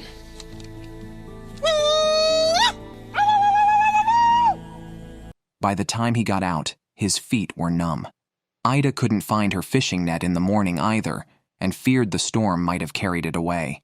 She packed up to check and was relieved to find it was just the frame that had fallen into the water. The weather was still decent, so she quickly rectified the situation. To her surprise, she found several fish caught in the net, marking her most bountiful day in the competition. Meanwhile, Erica was not happy today, sitting glumly in front of her camp. Besides not sleeping the previous night, the strong wind had extinguished her fire again. While this might not have been an issue for other contestants, it was a significant challenge for Erica, who struggled with fire-making. After repeated failures to start a fire today, she grew increasingly frustrated and eventually called the show's crew. Unable to make fire was indeed a critical survival flaw, and she became the first contestant in the history of the show to quit because of fire-making issues. With Erica's departure, only 4 contestants remain. The heavy rain soaked Jonas's bedding through, to the point where water could be wrung out from it. Yet, this was not his biggest concern. As of today, he had gone 4 days without catching any fish, which could lead to big problems if it continued. Jonas hurried to the lake to check whenever he had a chance, but most of the time he returned empty-handed. Today, Jonas spotted a reflection in the water from afar and quickly went to retrieve his gill net. Tragically, the big fish was not securely caught and escaped just as he was about to grasp it, leaving Jonas grinding his teeth in frustration and tangling the net in the process. Miraculously, the clumsy fish didn't swim far before it hit the net again. Jonas quickly pulled the fish to shore. It was a huge catch, over 1/2 meter long, and weighing around 17 or 18 kilograms. He decided to grill some of the fish today and make the rest into smoked fish for gradual consumption. Having a stockpile of food felt wonderful, and Jonas enjoyed the most satisfying meal of the season so far. On the 11th day of the competition, frost began to appear in the forests of Norway. Ida started her morning with some exercise before planning to reset her fishing net. However, tragedy struck when the rope, likely brittle from the low temperatures, snapped with little force. Ida may now have to endure the icy water. She did not strip down as usual for the swim. Once everything was set up, she returned to camp with her legs bright red from the cold, quickly dressed and danced to warm up. Nicole seemed to have the most leisurely time. She was the only contestant in many seasons who hadn't capsized her boat. Thanks to the convenience of her raft, she could place her nets in deep water and usually had good returns. Seeing the raft lower in the water than usual, Nicole even joked about needing to lose weight. Daniel, on the other hand, had some peculiar thoughts today. Without securing any food, he decided to upgrade his sleeping area by cutting down 2 cedar trees, sharpening one end of each and using them as bedposts. He then arranged branches and topped them with pine needles and a sleeping pad, creating a bed more comfortable than the ones at home. By the 12th day, Nicole went early to retrieve her fishing net, but likely used up all her luck previously, as she caught nothing today. Fortunately, she was not too worried since she still had some smoked fish left. The only discomfort was the frostbite on her toes, which showed no signs of improvement despite her efforts. Daniel finally focused on gathering food today and was rewarded with 4 trout. However, he felt no excitement. Even the beauty of the place and the satisfaction of obtaining food had become monotonous, which was not a good sign. To win the $500,000 prize, mere interest wouldn't suffice to last until the end. In the evening, despite making a full pot of fish soup, Daniel felt indifferent towards the food, lacked the motivation to gather firewood or prepare meals, and seemed close to withdrawing from the competition. On the 13th day, Jonas, stable in his mood, only went to check his fishing net daily.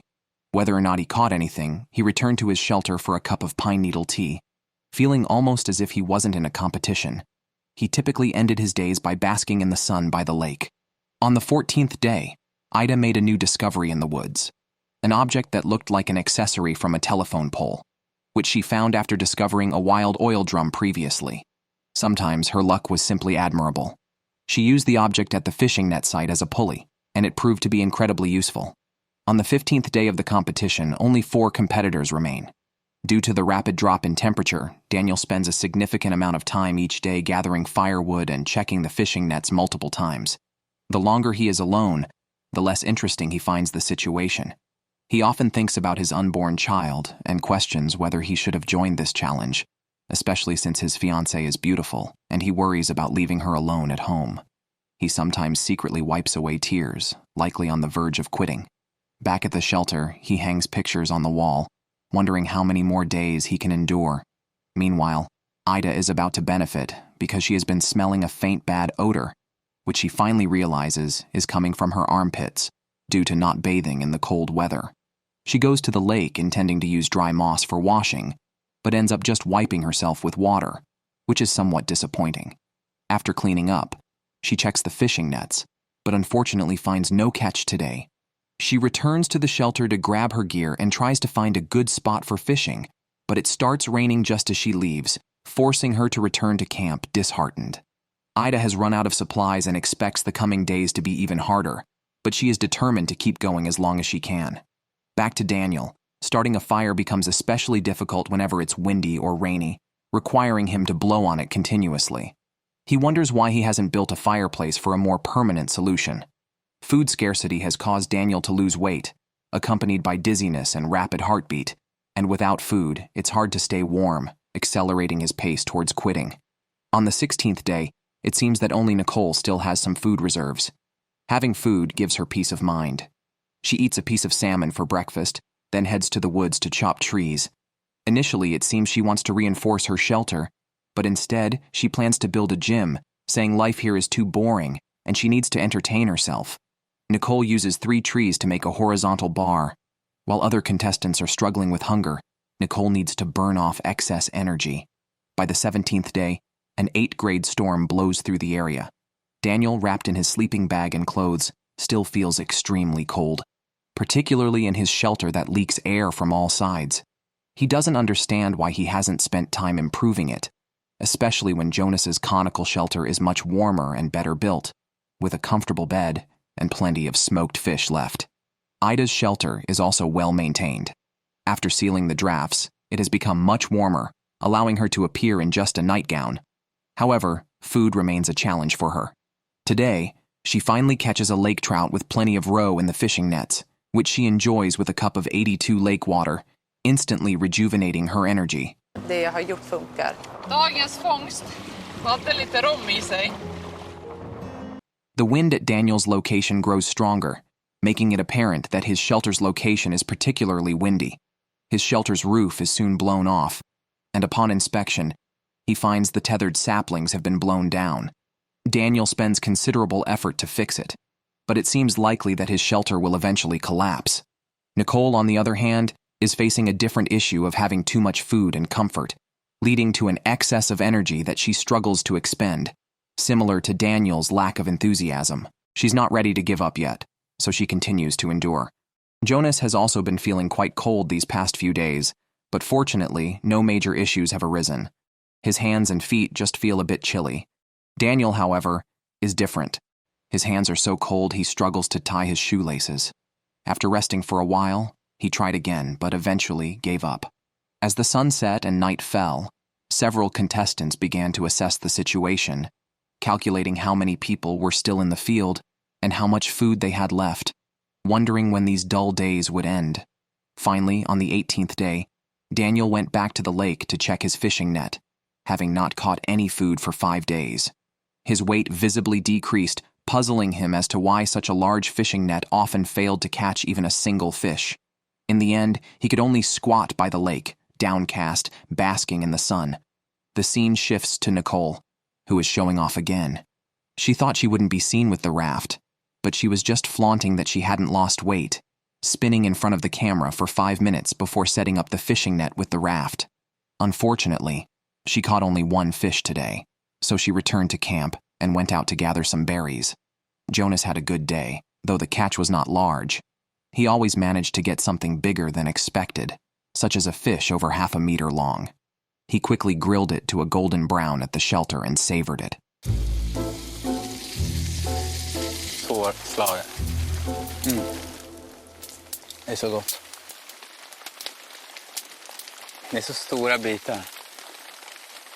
By the 19th day, Daniel went to check the fishing line and unexpectedly found a big fish on it. To capture this exciting moment, he brought over the camera, but in the next second, tragedy struck as the fish got off the hook just as he was pulling it ashore. Daniel was stunned and nearly had a breakdown. Kolla, kolla, kolla! Nej, nej, nej! Nej! On the 22nd day, despite strong winds and waves, Jonas decided to set the net in the water, but soon gave up as the net kept rolling back, risking entanglement. If something went wrong, they would starve. Frustrated, he returned to the shelter, unsure when the storm would end. As the wind grew stronger at night, the situation for the 4 hungry people varied. Daniel struggled to keep the fire going. Nicole listened to the wind bored in the shelter. Ida worried about being hit by a falling dead tree, while Jonas, who had fortified his shelter, was ironically the worst off. A gust of wind suddenly blew his shelter away while he was eating fish, causing trouble.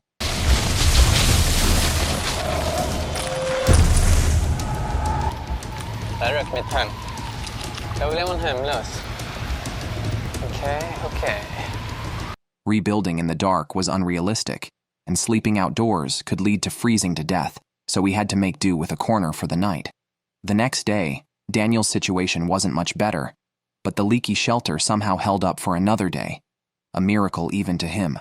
With the wind and rain stopping, Daniel became increasingly melancholic, mainly due to his severe weight loss. He feared being carried away by doctors or having health issues that would prevent him from seeing his unborn child. So he hurried back to the lake to check the net, which had not been collected during the previous night's windstorm. Surprisingly, the net was not badly damaged, and even more surprisingly, there were 2 fish on it. Not wanting to delay, he quickly returned to shore, where a starving Daniel performed a live sashimi eating show. Så viktigt, Danne! Så skönt! Tres amigos! Jajamän!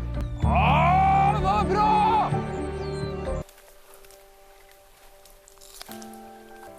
Det smakar ingenting. Så det blir inte lätt att vinna. Back at Jonas's side, today's main task was to rebuild the shelter. To prevent another tragedy of a collapsing house, he added more secure lines and was busy until the afternoon, but finally got it done. It was tiring, but at least they wouldn't have to freeze tonight. Meanwhile, Nicole, despite the strong wind the day before, had not collected the net, so after getting dressed, she hurried to check it in the morning. The net was not lost, but there were no fish. Bored, Nicole could only return to camp and idle away. For her, the biggest problem now was boredom, as the lack of food sapped her motivation for anything except thinking about how many competitors were left and cursively complaining to the air. On the 24th day of the competition, Ida struck it lucky. She started the morning by cursing the dreadful weather and mentioned she barely slept the night before. Following the routine, she went to check the fishing nets. Before even reaching the spot, she noticed the nets were unusually heavy, sinking the buoys beneath the surface. As she slowly pulled them in, she discovered they were full of leaves, which made her unexpectedly happy. Even though the nets were tangled, she was pleased to have gathered material for future fires. Back at the shelter, spreading out the nets likely took a considerable amount of time. In the last couple of days, Nicole seemed as if she were in a state of spiritual ascension, almost reaching a desireless state. If not for the cold weather, she probably wouldn't have bothered gathering firewood. The low temperatures had been tough on her, sometimes only allowing her to sleep a few hours each night. To avoid waking up cold again, she finally decided to put some effort into fortifying her shelter. After working on it, she felt a small sense of accomplishment and emotionally much better. Jonas remained remarkably stable in mood. Each day, he checked the nets and took walks, enjoying the sun when it shone. By day 25, life was leisurely until Ida faced a problem with a net that had been tangled since the previous day. She declared that if she managed to untangle it, the crew should award her for her patience. As the sun rose and set, she persevered and finally untangled the net. With no food reserves, she quickly reset the net in the water. Upon completing this, she felt incredibly strong. By the 26th day, Nicole still had some dried fish left, though it was becoming tough to chew. She mentioned losing weight primarily because her diet was high in protein but lacking in fats, which is not nutritionally balanced. Yet, she still had the energy to exercise, probably out of sheer boredom. Daniel had lost the most weight, a consequence of having no food reserves while trying to emulate others. After gathering some wood, he was so exhausted that he had to lie down as soon as he returned to his shelter. Unexpectedly the next moment, the crew arrived to pick up a contestant, and to everyone's surprise, they chose Nicole, who had the most food. It seems she was too satiated to stay motivated. Without the urgency of needing food, her mind was not focused on survival. A few days of this might be manageable, but several weeks could be unbearable for anyone. Consequently, the contestant most likely to win resigned from the competition. By the 27th day, only 3 contestants remained. With the onset of winter, it had been raining continuously in the forest. Jonas's shelter, previously damaged by wind, now began to leak. He discovered a spring near the fireplace and tried to manage the seepage with stones. Recent bad weather meant no catches for several days, but he suspected the other contestants were not faring any better. Guessing that either 2 or 3 contestants were left, he felt in good health and believed the $500,000 prize was within reach. Jonas's guess was quite accurate. Besides Ida, who was relatively stable, Daniel was on the brink of quitting, especially since his shelter was also leaking and worse off than Jonas's. yet he was too lethargic to fix it. By the 28th day, Daniel seemed as if he hadn't eaten for at least a week. When thirsty, he would fetch a pot of lake water to drink, and when hungry, he would do the same. While Daniel wasn't opposed to eating fish, the recent rise in water levels had made it difficult for him to retrieve his fishing nets as before. After pondering in the shelter, he finally came up with a good idea. Perhaps he could use a fishing hook to catch and pull the net back. At the lake, Daniel began to try his idea and, after much effort, succeeded in hooking the net. Even more exciting, aside from a small fish, the net also contained a large barracuda, possibly the one that had escaped before. Just by the splashing, Daniel knew it was not small. Thanks to this fish, the starving Daniel began to recover. On the other hand, Ida was facing troubles. High water levels combined with strong waves had left her without a catch for 3 days. Fortunately, she spotted a fish upon arriving at her spot today and quickly retrieved her fishing net, only to find it twisted into a rope. Frustrated, she considered the daunting task of untangling it again. Worse, she accidentally lost a piece of the rope, complicating future fishing. With the water too high and the risk of hypothermia, it felt like misfortune was piling on. Meanwhile, Jonas had dug a drainage ditch around the camp to prevent flooding in the shelter. Strong as ever, he didn't complain about his surroundings. Concerned about food, Jonas decided he couldn't wait any longer. He resolved to find a less windy area, thinking any attempt was better than just waiting. On the 29th day, Daniel experienced problems again. He complained of a splitting headache after dawn, and his sleeping bag was wet from rain, making everything uncomfortable. It seemed he might be looking for an excuse to quit gracefully. Meanwhile, Jonas had a promising fishing net set up. Despite the rising water levels, he ventured out and discovered the net's buoy. He started pulling it up slowly, but the net was snagged. Despite his efforts, Jonas had to abandon the stuck part of the net, thankfully just a small section at the end. Back at the shelter, even the tough Jonas began to cry. In contrast, Ida smartly checked the water level, saw it had risen significantly, and decided to head back to the shelter to conserve her energy. With no food and fishing not an option, conserving resources was the wisest choice. By the 30th day, the psychological toll was evident, although the persistent rainy weather finally cleared. Ida returned to the lake and was relieved to find her fishing net frame still usable. However, seeing the water level on the other side had risen by at least a meter presented a risky decision. Weighing the risks of entering the water, she reflected on the past month and felt proud to have lasted 30 days. Risking her life for victory seemed unwise, especially since she had already proven her resilience. With the motivation of a $500,000 prize, she still felt young enough to earn such an amount in the future. Surprisingly, Ida decided to call the production team to withdraw, leaving only 2 contestants in the competition. On the 32nd day of the competition, Daniel was up early, sharpening his knife intensely. He started making motions towards his neck, which at first made it seem like he was despairing, but it turned out he was just shaving. Recently, Daniel has been quite relaxed. He hasn't even eaten half of the big fish he caught last time. Jag har en ny droppe snor i maten. Det finns 2 saker som gör att jag är kvar fortfarande. The only thing that could potentially affect his chances of winning now is his longing for his beautiful fiancée. Jonas, on the other hand, feels more melancholic. He has already finished the fish he caught last time and hasn't had any new catches for the past few days. A couple of days ago, his fishing net got stuck and tore, adding to the difficulties of his already not-so-wealthy life. Today was another fruitless day, leaving Jonas starting to panic. On the 33rd day, Daniel mentioned he had a wonderful dream the previous night, where he heard someone eating a large flatbread and smelled a strong aroma. He woke up with drool all over his face, and remembering the dream, felt extremely hungry. He quickly made himself a pot of raw fish slices. Meanwhile, Jonas went to check his fishing net again, only to find it empty. His face visibly thinner than before the competition, Jonas grew worried, especially since today was the day for a medical checkup. Knowing he hadn't eaten much recently, he was terrified of being carried away by the doctors. Daniel, being leaner from the start, faced less concern during his checkup. The doctor warned him about the dangers of losing more than 15% body weight within 3 months, which could endanger his life. Jonas was already at a critical point and was warned to find food quickly or risk being medically evacuated at the next checkup. After the doctor left, Jonas sat in panic, staring at his fishing net into the night, but catching nothing. Daniel adjusted his meals from once to twice a day, but this strained his food reserves and added unprecedented pressure. By the 34th day, Daniel checked the lake and found the water level higher than before the storm. If he didn't catch anything before his supplies ran out, he wouldn't last much longer. Jonas, looking lifeless, spent most of his time staring at the water, hoping for a catch. When he finally felt some weight pulling the rope, he was crushed to find no fish at the end. The absence of a catch was a severe blow, especially with a $500,000 prize at stake that could free him from massaging others for the rest of his life. Daniel also found his fishing net empty and his supplies nearly depleted, scraping every last bit of fish oil from the bones to sustain himself for one more day.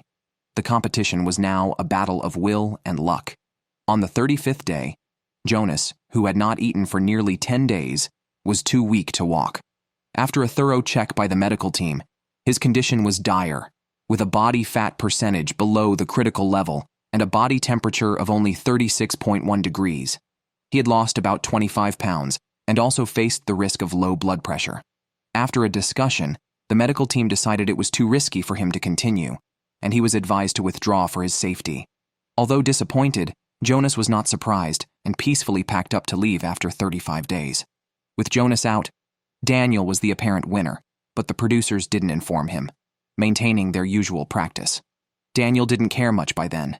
He was ready to leave as soon as his food ran out. By the 37th day, Daniel made a stew from fish bones and berries, which looked unappetizing despite being unsure of the taste. When the medical team visited and casually began another checkup on Daniel, they soon realized they couldn't deceive him any longer. They eventually brought his fiancée to him, and seeing her, Daniel understood everything, and his face lit up with a long, missed smile. Winning the $500,000 brought tears of joy to his eyes, marking the end of the first season of the Swedish version of the wilderness survival show. 11 novice survival contestants are thrown onto a remote Arctic island with no food or water. The last one standing wins $1 million prize. Besides the experienced veterans, this season features many attractive and capable female contestants. The challenge location remains a desolate island in northern Canada, home to large predators such as brown bears and gray wolves, with winter temperatures dropping to around -20 degrees Celsius. Only the toughest can survive here. The contestants are on their way, with female contestant Naomi from Paris, a fashion designer known for her beauty, being the first to arrive. She is startled by the desolate surroundings and heads deep into the forest to find a safe place to set up camp. She soon stumbles upon bear tracks and realizes she's walked into a bear's den. Naomi isn't a professional hunter and is out of her element, trying to remain silent and escape before the bear returns. Holding an axe for courage, she regrets joining the competition due to the danger. Next up is male contestant Louis, who finds the nearby water dirty and needs to filter it before drinking. He's not in a hurry to build shelter, knowing that familiarizing himself with the environment is crucial. After walking along the riverbank for over 2 hours, he feels the heat, questioning the expected -20 degrees Celsius, clearly having not checked the weather forecast. The camera then switches to another female contestant, Elise, who is luckier than Naomi and easily finds a clearing. Like Naomi, Elise is an amateur, having only attended a wilderness training camp for a month before the show. The high attractiveness of the female contestants this season is noted. Acknowledging the producer's understanding of ratings, Elise hears nearby animal sounds and approaches, expecting to see a bear or moose, but only finds a pigeon in the trees, which disappoints her after her excitement. The camera then shows Mike, a highly skilled hunter exploring the terrain, eager to match wits with a bear on his first day. He finds a well-lit slope ideal for building a winter-warm shelter, clearly outperforming the others. Mike starts building his shelter, taking advantage of the abundant trees. However, reality strikes hard when he accidentally cuts his leg while chopping wood, a potentially fatal injury in the wilderness. Initially seen as a strong contender, he injures himself just 3 hours into the competition. The production team quickly sends a doctor by helicopter to rescue him. After stitching up the wound, although not required to withdraw, Mike decides to quit due to his injury, setting a record for the fastest exit in the show's history. Meanwhile, Naomi continues to wander through the forest, looking for a safe place to build a shelter. She hears animal noises everywhere, gets tired, and feels thirsty. At the river, she spots a massive moose swimming and becomes breathless, lacking the courage to confront it, and can only watch as it reaches the opposite bank. Due to the day's earlier incident, the production team quickly finds a female audience member to replace Mike. 47-year-old Pip parachutes into the forest as dusk approaches. She quickly starts building a temporary shelter. Meanwhile, other contestants are setting up their tents, fearing a midnight bear attack. At least a tent offers some psychological comfort. The camera then moves to another contestant, Kian from the Philippines, who just turned 18 and views the show as a rite of passage. He plans to set up camp on a bare riverbank, possibly unaware that there are no massive bears in the rainforests of the Philippines. This exposes him to wild animals, but Kian remains optimistic. He has experience in long-distance running from school. If he encounters a bear, he plans to run or jump into the river if necessary. Louis is the first to build a fire, preparing for the night. Fire is an excellent deterrent against wild animals. Before it gets dark, he goes hunting with a bow and arrow. Viewers familiar with the show know that contestants skilled with a bow have a better chance of getting protein, doubling their intake compared to others. Securing food early increases his chances of winning, which he needs to improve his family's situation. Louis spots 2 geese in the river and shoots. Unfortunately, the arrowhead provided by the show breaks in 2, despite hitting a goose. The show not compensating him for the lost goose is frustrating. He had dreamed of hunting a moose with his bow before coming, but with such poor quality arrows that couldn't even take down a goose, they might be better suited as toys for his children. Most contestants are now starting fires, essential for sterilizing water, as the river contains harmful bacteria. However, not everyone is as skilled as Louis, and most are struggling. By the time they get a fire going, their hands are nearly swollen. Meanwhile, contestant Eva struggles to start a fire. As darkness approaches, she must settle for an uncomfortable night. Bears and wolves active at night are a concern, especially for those without tents. Some contestants, unconcerned, don't even bother setting up tents. The sounds of wild animals echo through the forest, making it hard for anyone to sleep peacefully. The next day, the contestants survive the night without mishaps. They need to quickly strengthen their shelters. Elise is among the first to wake up, but her wooden frame is unstable, ready to collapse at any moment. She begins to doubt her life choices, complaining that her training did not prepare her for this. Clearly, she struggles with building, and after much effort, her structure falls apart. Frustrated, she vents to the camera about her coach's ineffective teachings. Naomi says there are black bears near her shelter, necessitating a defensive structure. She plans to encircle her shelter with wood. While she works, she hears animal noises from the forest. Naomi claims she might have misheard, but her increased pace shows her fear. She quickly constructs a wooden frame around her shelter. Ava woke up early to start a fire, having failed to do so the previous afternoon. She was severely dehydrated and needed to boil water quickly or risk withdrawing from the competition. Perhaps inspired by her determination, after 2 hours of effort, she finally got the fire going. Elated, Ava could now continue her challenge by boiling a pot of water to rehydrate. Next, male contestant Alan was too hungry to work on the second day. He ventured into the forest to find food and settled for eating edible white bark, though it was neither tasty nor nutritious. Despite this, Alan, desperate to survive, didn't mind. After eating, he started building a shelter using the scattered timber around him, which saved him a lot of effort. Louis went to the riverbank to find food. Although he didn't catch any fish, he dug up many cattails. He hoped for a delicious breakfast but found the cooked cattails even worse than bark, deeply disappointing him. Kian still hadn't decided on a shelter location. After spending a night by the river, he finally felt fear upon discovering bear droppings filled with berries. He found a secluded clearing but was too exhausted to finish chopping even one tree, realizing the construction could take years at this pace. On the third morning, Pip boiled some wild vegetables for breakfast. Knowing that hunting skills alone don't guarantee victory, she focused on survival. After breakfast, Pip went out to gather resources and identified moose tracks on the ground, which made her mouth water. Naomi had slept well in her shelter, the most luxurious and comfortable among the contestants. With a new protective installation, she no longer worried about bear invasions. Naomi went out to gather food and found some berries in the bushes. She cleaned the berries thoroughly to avoid bacteria, but the small amount of food wasn't enough to sustain her. While others struggled with their shelters, Naomi began crafting a fishing net, knowing that fish were a primary protein source on the island.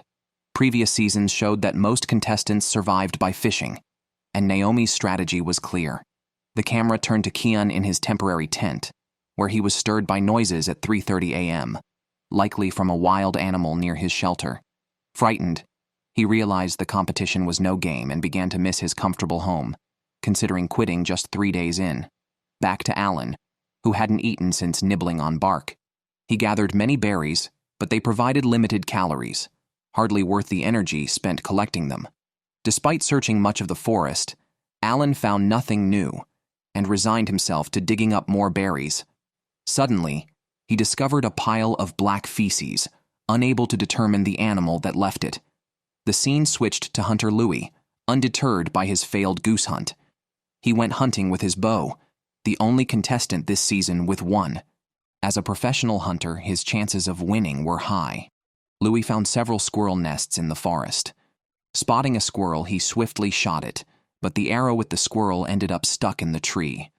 Louie chose to chop down the tree rather than climb it, but after the tree fell, he couldn't find the squirrel. Despite being the strongest hunter among the contestants, his luck was poor, forcing him to dig up berries like the others. Ava began making a fishing net, knowing her own limitations.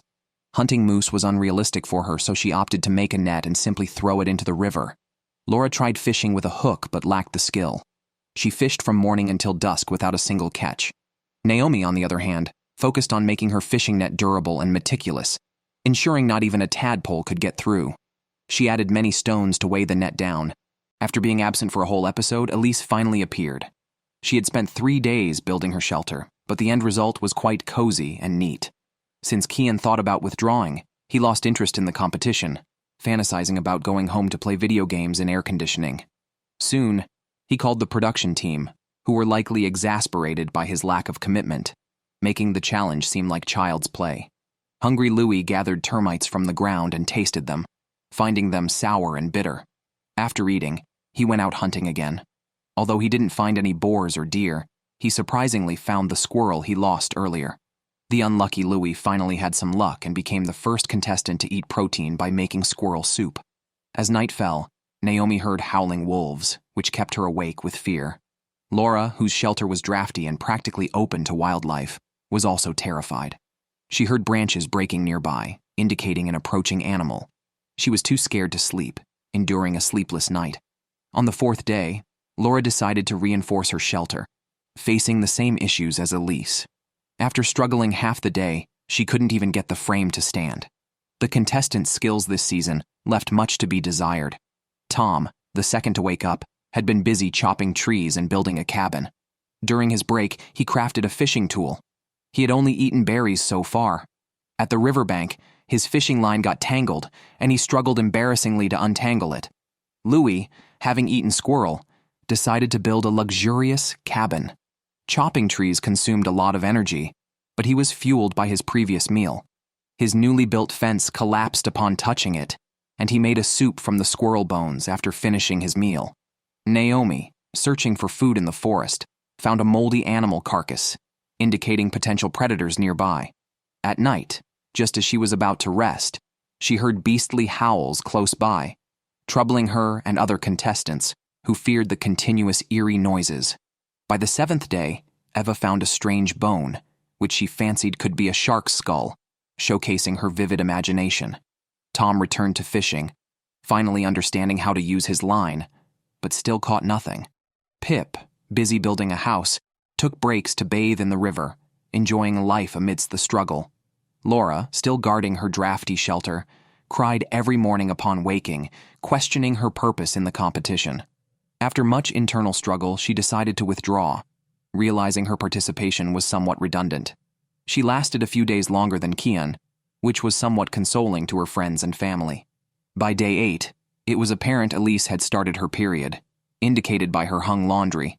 Drinking hot water was her best option, especially since she couldn't eat much else. At home, she'd be treated like a treasure, but here, she had to fend for herself. Alan suddenly spotted a black bear across the river. Fortunately, the river separated them, preventing any potential mishaps. Eva had gone a week without food and lost considerable weight. nearly looking like a model, which might make many girls envious. Unfortunately, being too thin in a survival situation meant she desperately needed calories. Without food, she'd eventually have to withdraw. Louis was also struggling. His belt no longer fit. Continuing like this, he'd starve. Louis remembered fishing was allowed on the show. He used the leftover squirrel liver, a perfect smelly bait, and crafted his own fishing rod. It looked promising, and he almost caught a fish, but he failed to secure it when pulling in the line. Sometimes the strongest have the worst luck, perhaps a sort of balance. Elise wanted a bath, but the lake was too cold. She heated pine needles over the fire, using the smoke to mask body odors. This was her own version of an open-air steam bath, and she seemed to enjoy it. Alan set out early to find food, wandered the forest for hours, and got lost without leaving markers. Surrounded by dense trees, he panicked. Losing the competition was minor compared to the risk of losing his life if he couldn't find his way out before nightfall, when wolves hunt. Luckily, he reached the river before dark, narrowly escaping a dire fate. Naomi had also lost weight, as berries weren't filling. It was time to start fishing, especially since it was the spawning season, and the river was teeming with fish. Tom, a seasoned fisherman, had made his own fishing gear. For him, casting nets was trivial. Using a hook and line was the real skill. Yet, he returned empty-handed daily. Elise, fresh from her bath, began making her own fishing gear. The next few days would be a feast for fishermen with plentiful resources and no fees. Elise, a novice, hadn't even brought bait, so catching anything was unlikely. Eva, failing to fish, decided to collect clams by the river. However, she only found an empty clamshell, leading to her first harsh lesson from nature, and she couldn't help crying.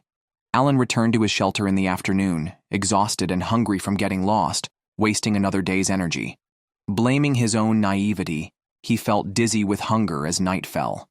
Naomi, too hungry to sleep, had survived on little more than berries for over a week, much like the other contestants. The next morning, Tom was the first up, feeling today might bring a big catch. Before dawn, he was at the river, and soon a fish bit. It struggled and escaped, but Alan, refusing to give up, was rewarded when another fish took the bait. He quickly pulled it ashore and finished it off. With a fish weighing about 2 to 3 pounds, Alan was set to have a full meal. By the 8th day, perhaps guided by a sixth sense, Louis turned to mysticism, praying to the fishing gods for strength. Confidently, he cast his line by the river, leaving the rest to fate. Soon enough, a fish bit. Louis reminded himself to stay calm, gently pulling the fish ashore. Fortunately, this unlucky contestant finally had a successful catch, netting a fish weighing over 2 pounds, a potential ticket to the final rounds. Elise was so hungry she had no energy left and didn't want to get up to hunt. Surviving hunger was a skill in itself. Pip, having just moved into a new shelter, was already planning to move again due to nightly visits from wild animals around her camp, suggesting the local wildlife didn't appreciate the new neighbor. After a few days, she decided to flee her shelter. While other contestants had begun hunting, Pip was still worried about where to build her next shelter.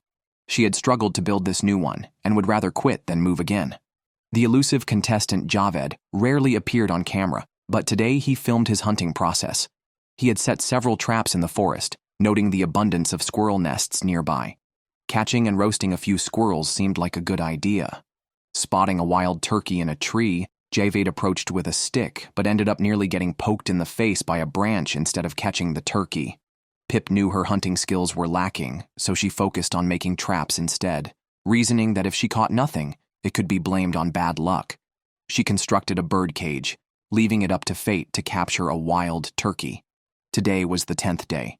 Alan tried to start a fire, but after 2 hours, he couldn't get the fire sticks to ignite, his frustration mounting despite his helplessness.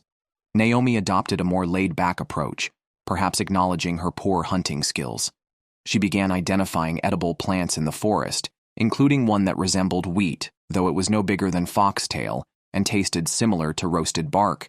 Naomi was clearly seeking psychological comfort, as the lack of food made her anxious, believing she had no chance of winning. Louis seemed to be the most contented contestant, enjoying his delicious roasted fish, which practically guaranteed him a spot in the top 3 in this starvation-stricken game. Full and satisfied, Louis even caught a beetle as a pet, boredom setting in post-meal. Alan was likely the most miserable contestant, unable to even drink hot water recently, waking up each day with stomach cramps. He forced himself to fish by the river, almost tripping, truly unlucky. Pip checked her traps daily, but the cage remained empty. Hope was beautiful, but reality was cruel. Eva found a duck in her fishing net by the river. Survival seemed mostly about luck, and the gods of fortune were clearly on her side.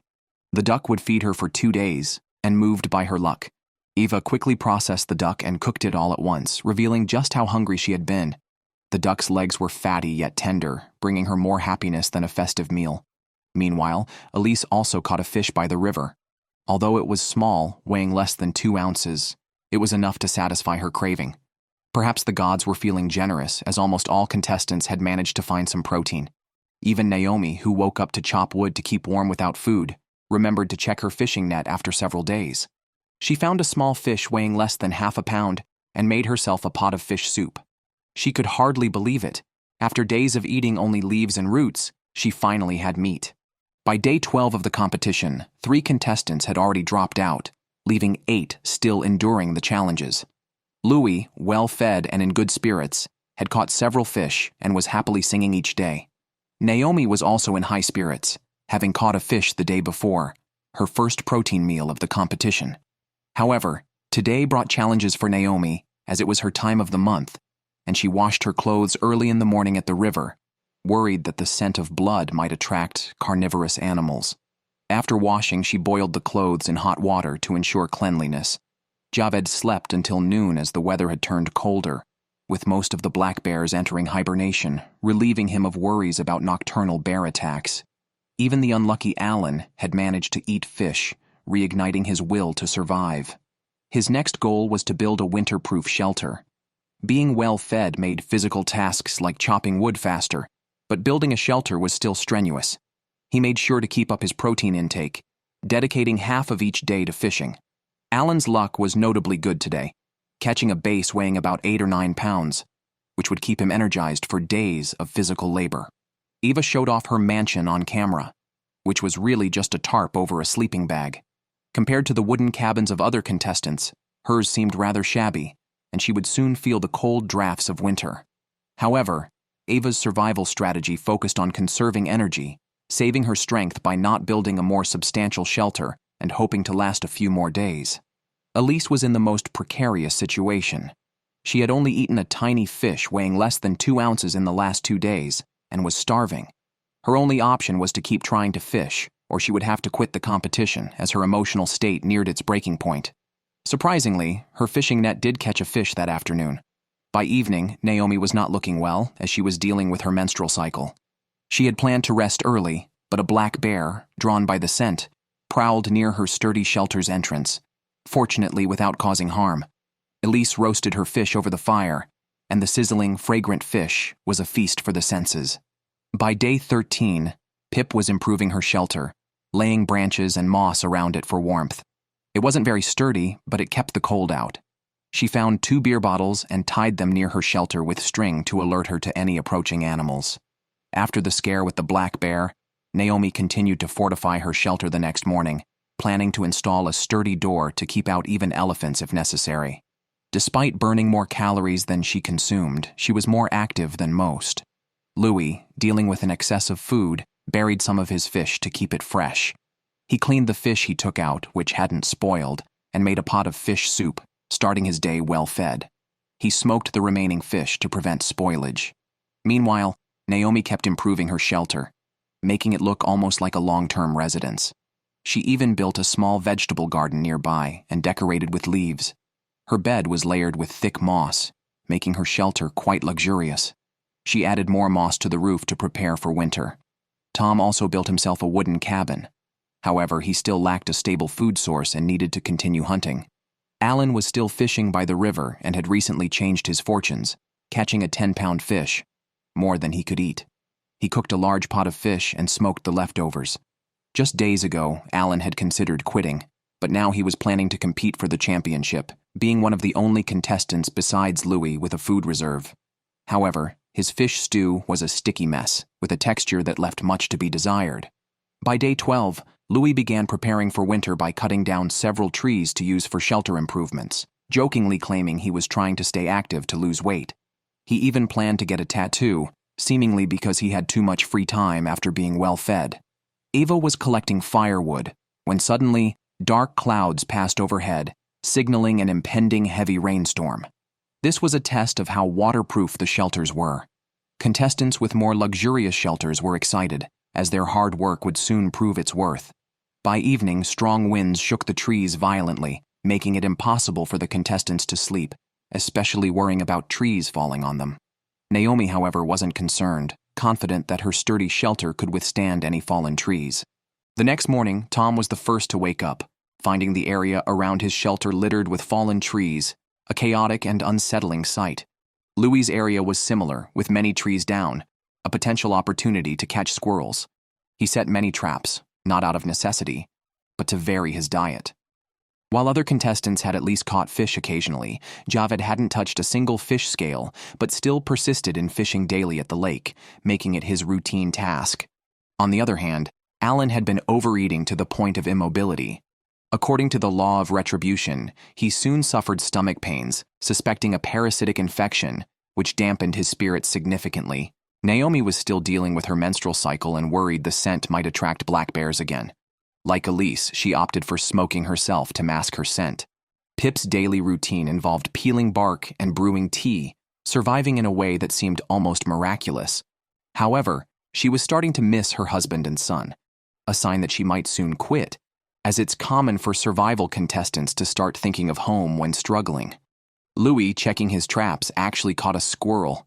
His diet had been rich in fish and meat, and as long as he didn't get reckless, he was a strong contender for the championship.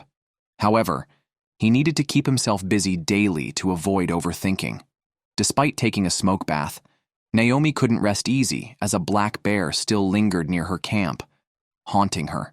By day 15, Pip became increasingly despondent, sitting by the river crying nonstop.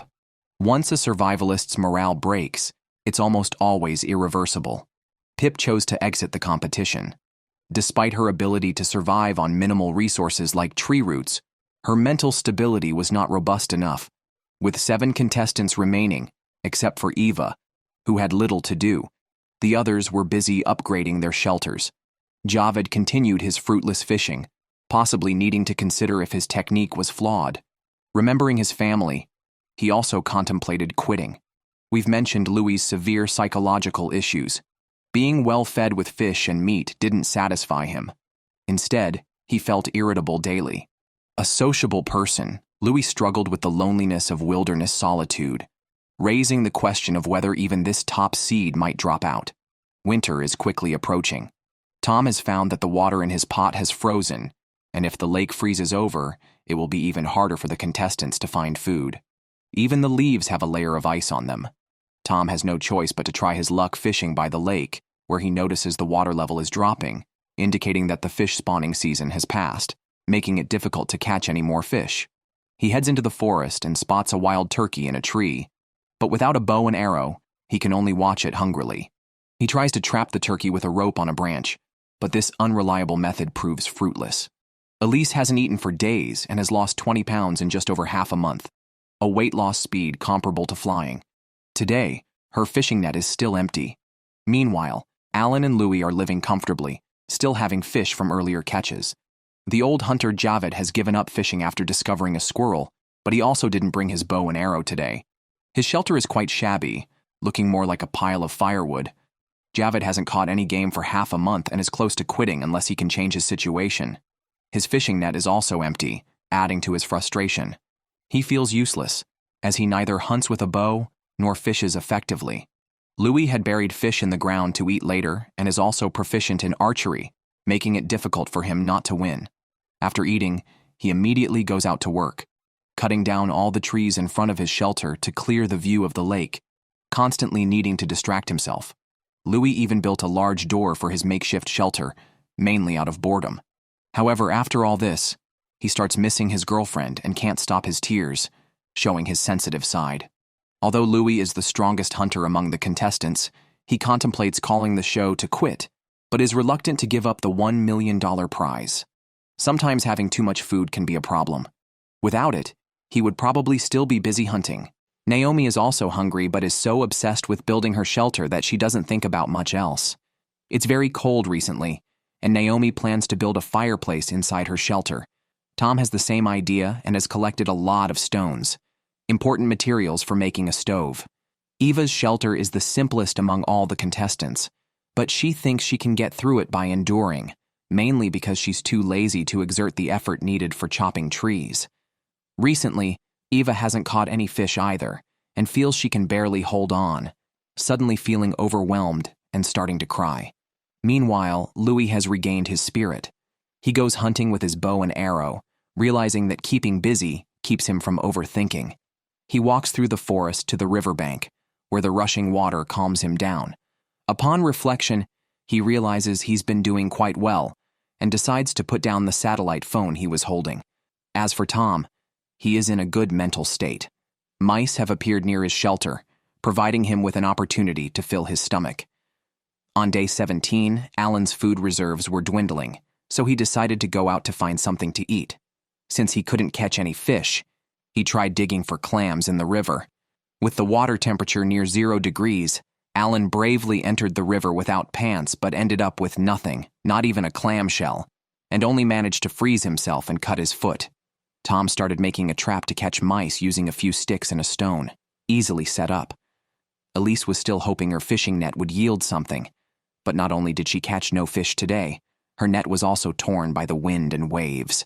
Distraught, Elise lay by the river and cried loudly. Louis, having eaten his fill, became depressed again, consumed with thoughts of his girlfriend. His mood collapsed, thinking about her. If he could have held on a bit longer, he likely would have won the championship. Unfortunately, overwhelmed by his emotions, Louis decided to go home to his mother. A predictable outcome, as survival in the wild requires more than just physical strength. Mental resilience is often key. The championship was thus handed to someone else. By day 23, Javed could no longer endure. After 23 days without a proper meal, if this had been a starvation contest, he would have won. Unable to bear it any longer, Javed chose to quit the competition, ending his suffering, which was probably for the best. Now only 5 contestants remained. Naomi also faced emotional challenges, as today was her daughter's birthday, which brought her to tears.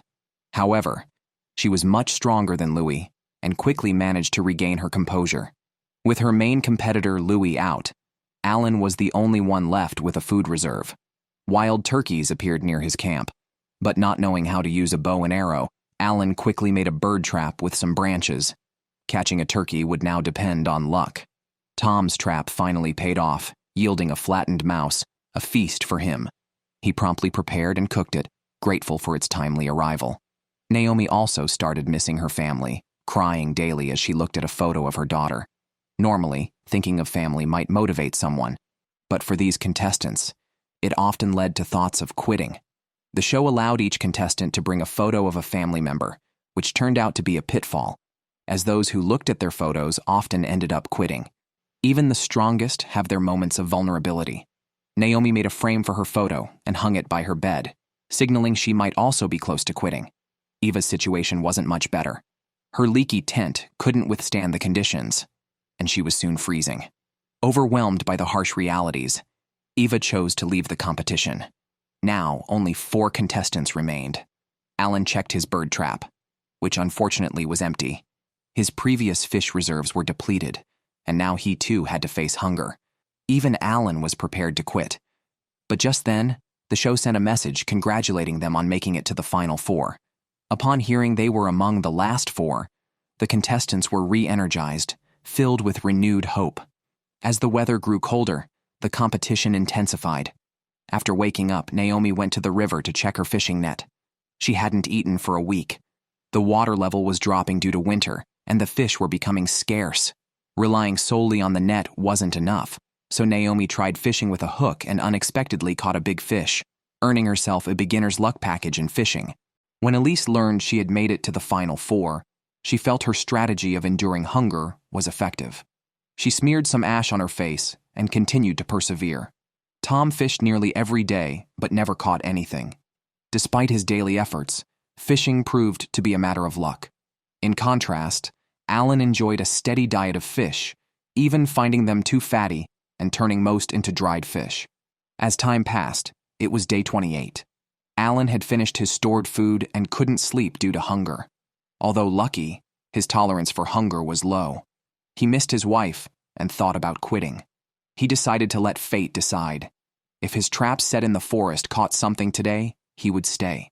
If not, he would quit. Unfortunately, the traps were empty, leading him to despair, and he promptly called the show to quit.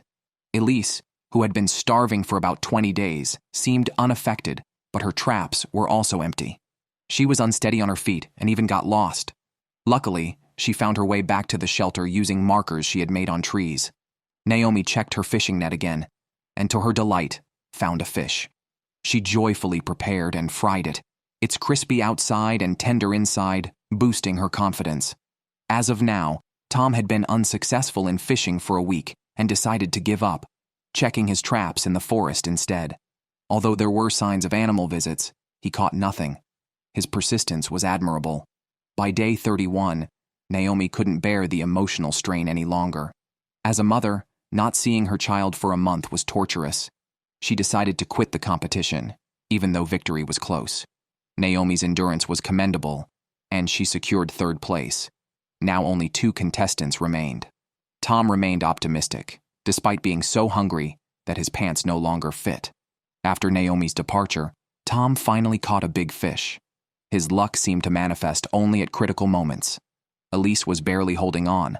She had no energy to hunt and had been lying flat, surviving to the final rounds by rationing her scant food. On day 32, Elise could no longer endure. She didn't know the condition of her remaining competitor, who might have been enjoying plentiful food. Realizing her limits, she decided to quit the competition, providing a reasonable conclusion for the audience. After 34 days of struggle, Tom received notification from the show that he had won the season. Overwhelmed with emotion, his perseverance had finally paid off. The prize of $1 million felt surreal as he saw the show's helicopter approaching and his wife arriving at the site. Despite his consistent bad luck, Tom's positive and persistent attitude had proved its worth, demonstrating his resilience to everyone.